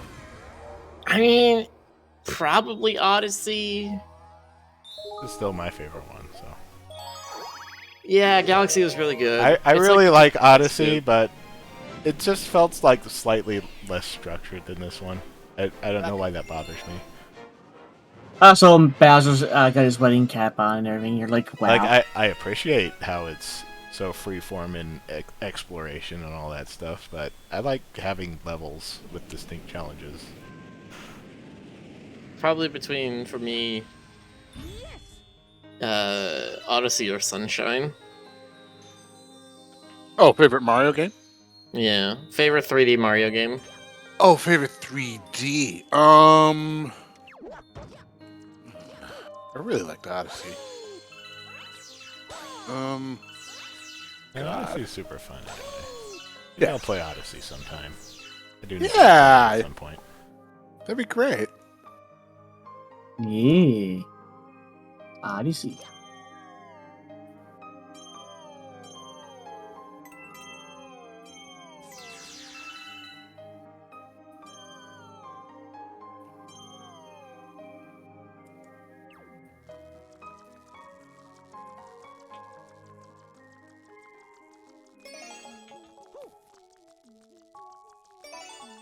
Do the Mario games where it's 3D, but they're still side scrollers, kind of 3D? You mean Or do you mean like I'd say no. okay? side So you mean scroller like 3D? You mean like New Mario Super- Brothers? Yeah. New Super Mario Brothers? Yeah. Because those are they use 3D graphics. They're just not Yes. really Yeah, the These ones that are 3D graphics, they're not in exclusively... 3D. right. Yeah, I would say it's not a 3D game.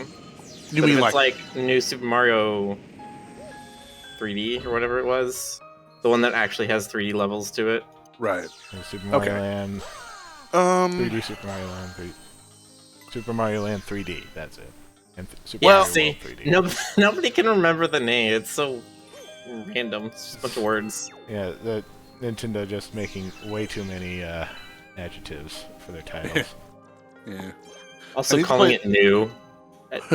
Ah, Whoever decided they need to start putting the word new in the names of like Nintendo things needs to cut that shit out. yeah, basically. Don't call it the new 3DS. Don't call it the new Super Mario, because when another one comes out, everyone's gonna be confused. You heard it here, Nintendo. You're on watch. Okay.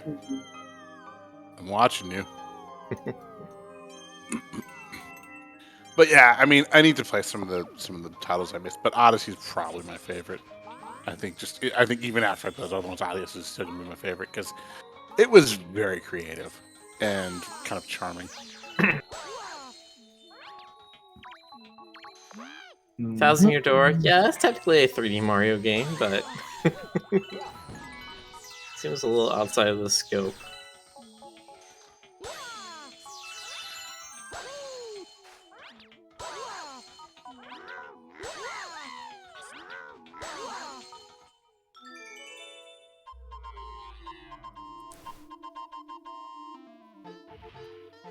Give me 1 second.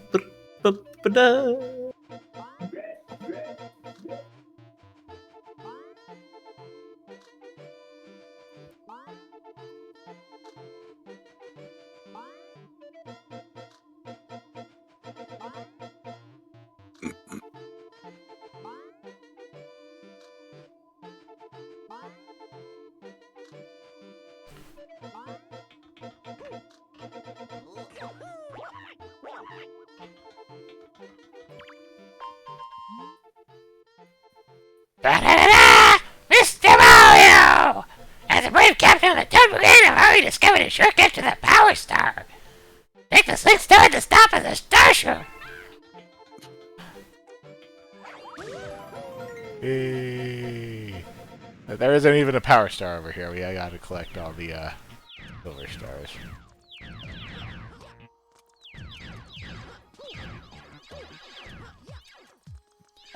You know, one of the things I think that has made this series such a huge success is that they come up with things for Mario to do that look like things you really wish you could try in real life. Like, I wish I could roll around in a giant hamster ball like that. Or Yeah. Or ride on a dinosaur. That was one that exactly. they had from the beginning. It's like, yep, they know what people want, and it's to ride dinosaurs. They know what people want. They want to ride a dinosaur and then drop him directly into lava. Exactly. Solvim says, "My ears." Sorry. No, it's not you. They're talking about Rick's Toad Yeah, voice. talking about my Toad Oh, voice. What are you talking about? Rick's Toad voice is Is angelic. exactly. It's beautiful. But it's like a biblical angel, right? When he said that. Hallelujah. I'm gonna open the seventh seal. Be not afraid of my many rings and eyes.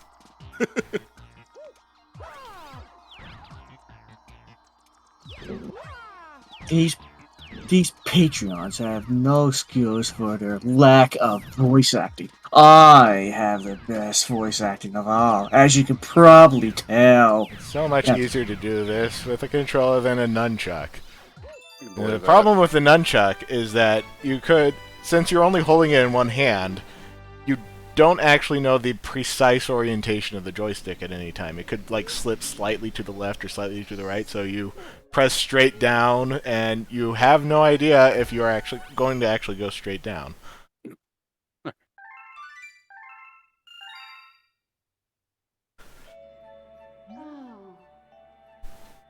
A prankster comet? Oh no. Ask the Luma who knows about prankster comets. Oh, that comment. Oh, it's such a prankster. Oh.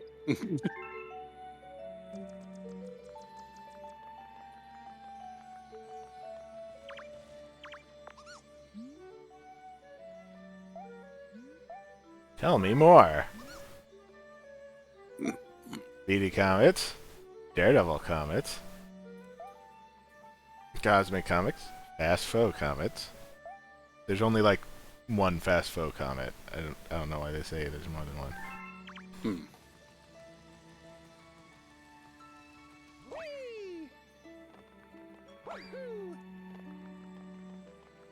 And Fast Foe comet isn't like even all that challenging. It's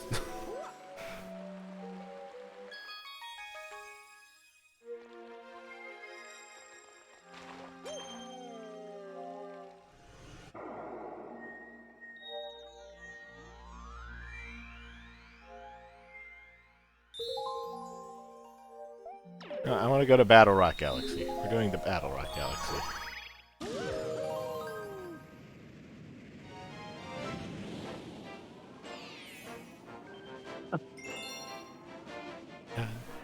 Bum, bum, bum, No. bum, bum, bum, bum, bum. Dee-dee-dee-dee-dee-dee.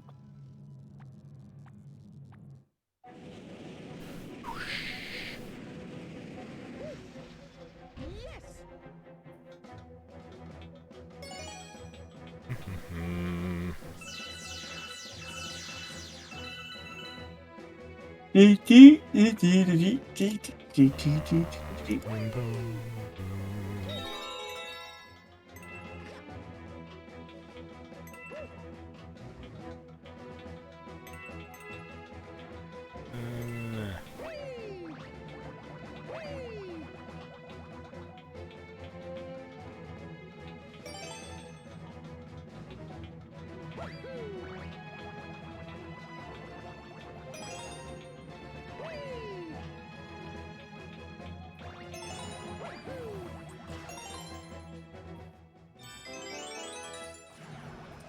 don't think I really like this game. It's kind of subtle. It's like the baked-in textures, like the chrome on these disc thingies.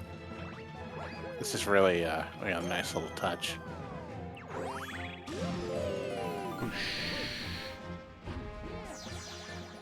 Whoosh whoosh. Whoosh, whoosh, whoosh.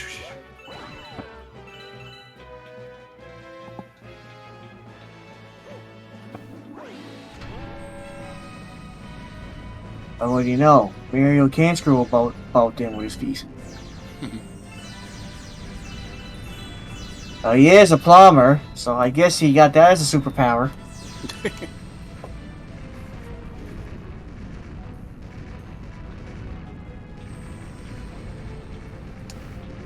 Mario should have all the plumbing superpowers, though. Honestly, anything that's related to plumbing, he knows how to do with his feet and hands.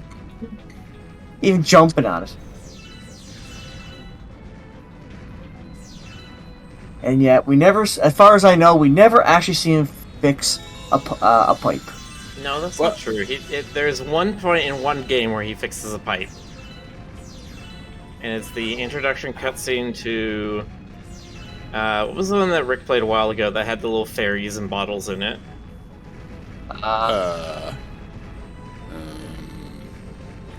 You know what I'm talking about? It was the one where Bowser becomes the cat. Oh! I know. 3D World. Yes. Yeah, that one at the very beginning. Yeah, technically at the beginning of that one, yes, they fix a pipe. Oh, yes, that's right, too. I forgot. That was, in fact, the most popular stream by numbers. Yeah, because it just came out. I think those Mario games probably, maybe even this one as well, definitely fit Rick's vibe very well.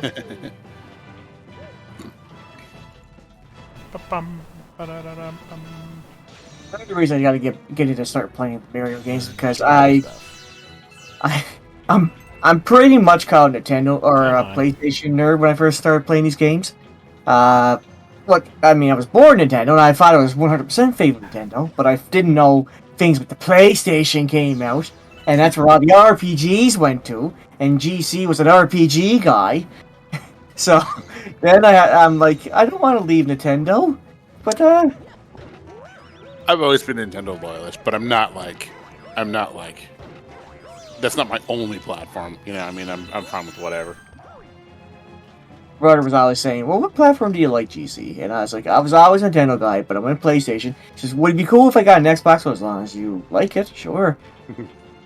I've never been a big Xbox dude.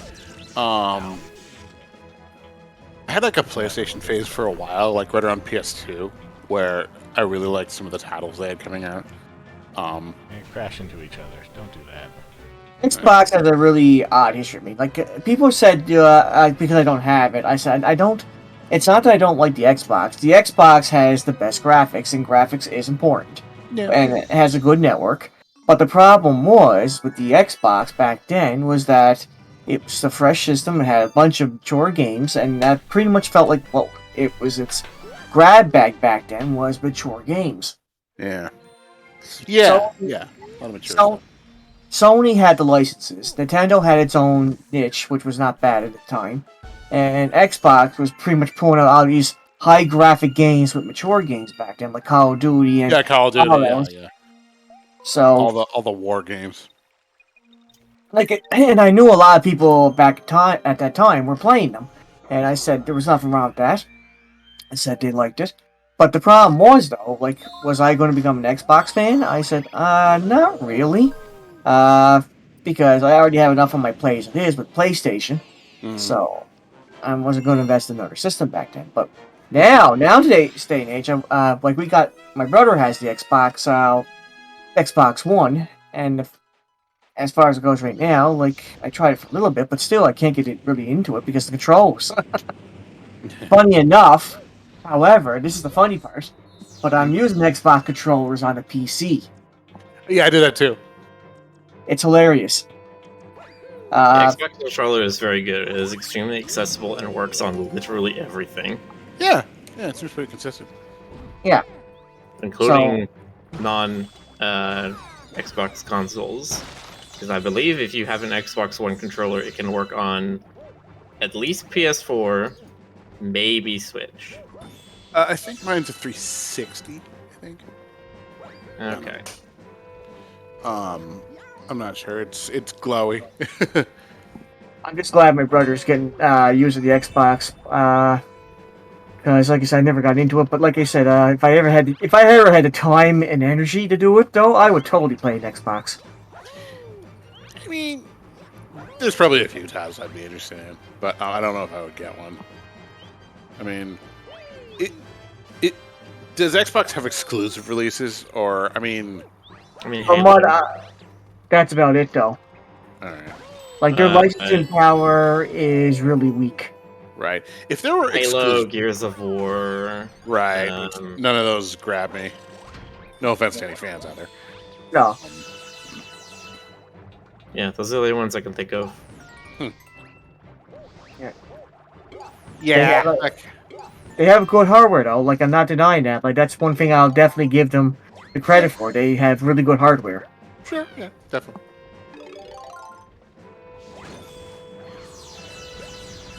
But yeah, big factor. I hated throwing the shell. Oh, wait, they're just giving it to you? Wow. It's all you can eat. Because you have to do the spin attack to throw it. That means on the original Wii Remote, you had to shake the controller. Which means that since you're shaking the controller at the same time that you're trying to hold the nunchuck, you're probably slightly altering your trajectory. I can just imagine yourself. I could just imagine myself if I was 5 or 6 playing this game and saying, where are all those turtle shells coming from?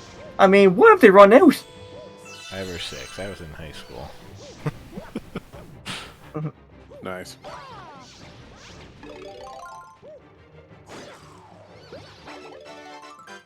For this game?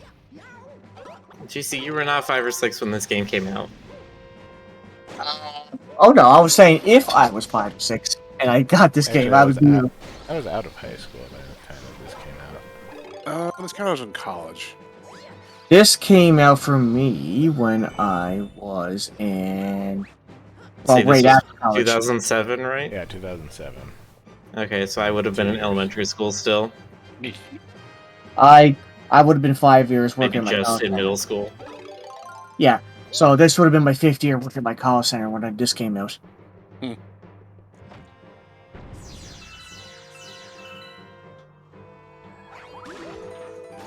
I'd make the usual "you're a baby" comment, but I'm too tired right now. You're big. Yes. It's funny you say that, but at my workplace now, I am no longer the baby. Oh, really? Yeah. One of my friends is, he just turned 19. Oh, God. Now you have somebody to push around. My day comes where I evolve from a simple college center tech agent. That would be today. But yeah, I'll be baby. But I don't blame people doing that though, because like I said, I pretty much took the job as it was because I said, yeah, it's the simple life. Yeah, but as I get older, I'm saying, okay, life's got to get a little less simple. Hold on, how are you supposed to hit that thing? Man, Just hit it, forehead.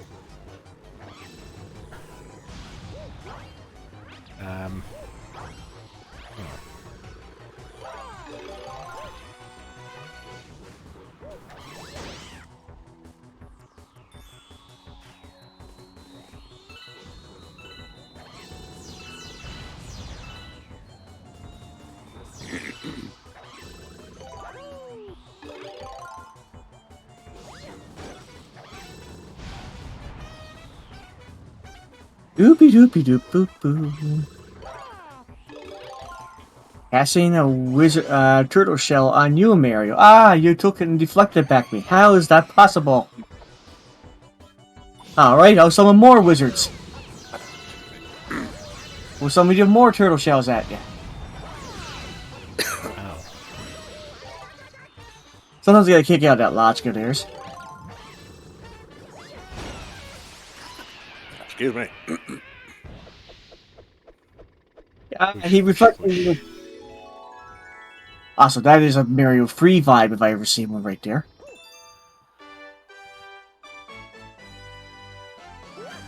And we're just about to hit midnight. Wow. Yeah. Man, we talk a lot. Yes, we do. Yes, you do.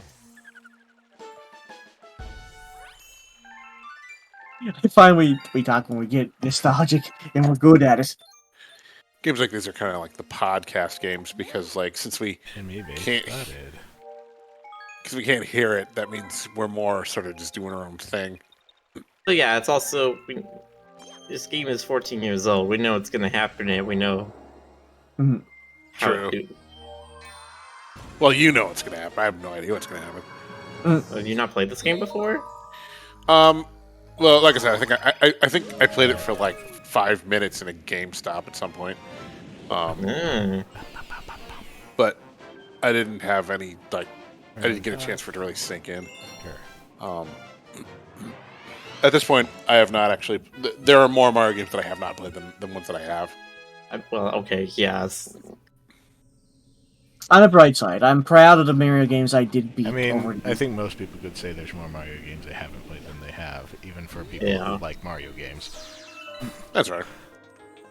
I can at least say I'm proud that I bet all those Mario games when I was a kid because they were so good, so awesome, and so short.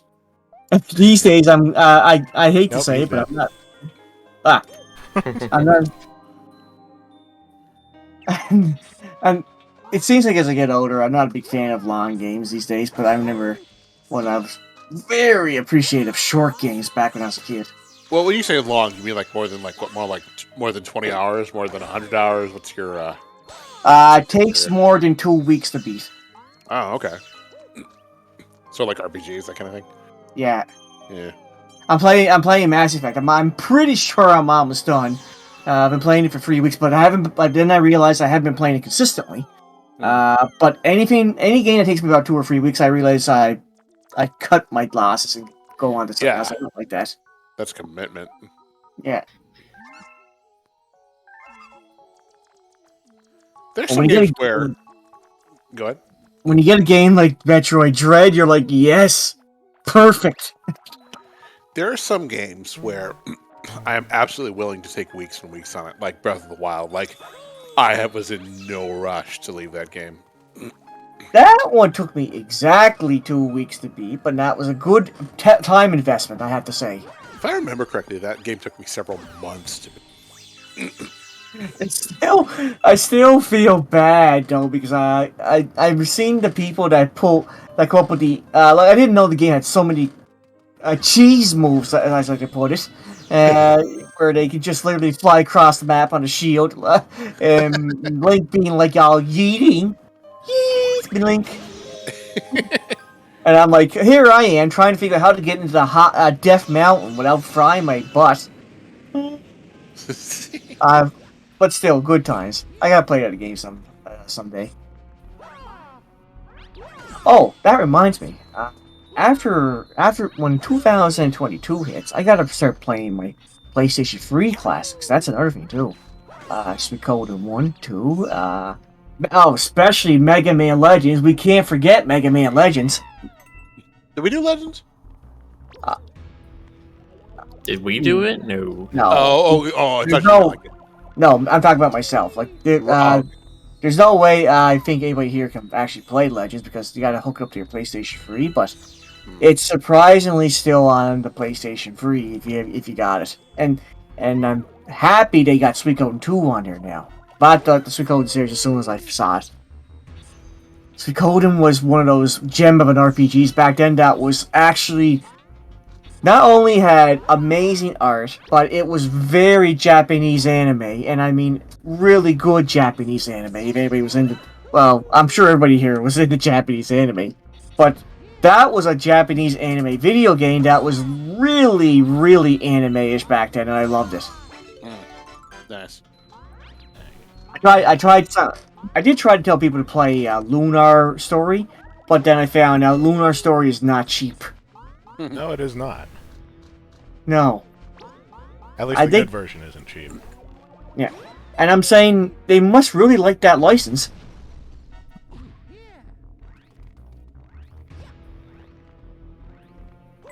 Something about that series is expensive, though, but yeah. I mean, it was a good game series, though, not gonna lie, but...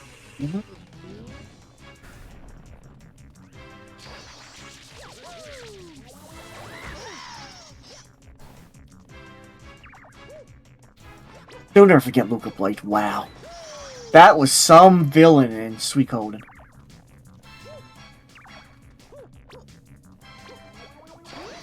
Even thought Sephiroth was the coolest villain. Well, he is, but I mean, at the same time, people forget about Luca Blight, so... You know, I just realized, why didn't I ever suggest him in Smash? Bah. That would be a real left field thing, but then people would say, he's just another sword guy. Just I forget. Is Cloud in Smash? Yeah. I think. Oh, he is. Okay. Still love that Sephiroth got in here, too, with Cloud. That's been a long time coming. I really want to see like Sephiroth versus Jigglypuff or some shit. Sorry, what? I said I really want to see like Sephiroth versus Jigglypuff or something like that. Oh, I thought you said Sephiroth versus Judy Hopps. Yeah, well that I would was work like, too. what? There we go. Sephiroth versus Look. Judy Hoff. The way Disney's buying stuff, it'll probably happen at some point. Not if... I don't think Nintendo and Disney are going to do that, honestly. I mean, but, you know what? If they make another Kingdom Hearts game, it's very possible. It seems like it would be likely, yeah. It's pretty much a joke anytime now that if Kingdom Hearts crosses over to anything, it's canon now. So, watch out. Yep. So, now that Zora's in Smash, people are saying, okay, now you know Smash is canon in Kingdom Hearts now, guys. The Thank Smash you very much. universe canon to the Kingdom Hearts universe. Yes. It's And official. is Kingdom Hearts universe canon to Smash? If so, is Mickey Mouse gonna be able to fight Mario? Yes. Or more importantly, is Xehanort going to take over Mario now? Is Mario going to have yellow eyes? And is Peach a Disney princess or not? That's what I Yeah. want. Yeah. Princess is a Disney princess now. There you go. Started. Starbit count. Angry Luma has appeared.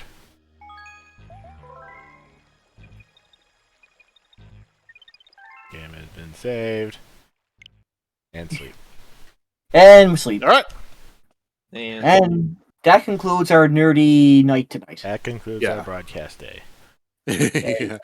Time for the salute and the sign off. All right. Thank you for tuning in, and have a good night. Good night, everybody. Till Yeah. next time. Good night, folks. Take care. See you next time. Hope you enjoyed the show. Have a good night.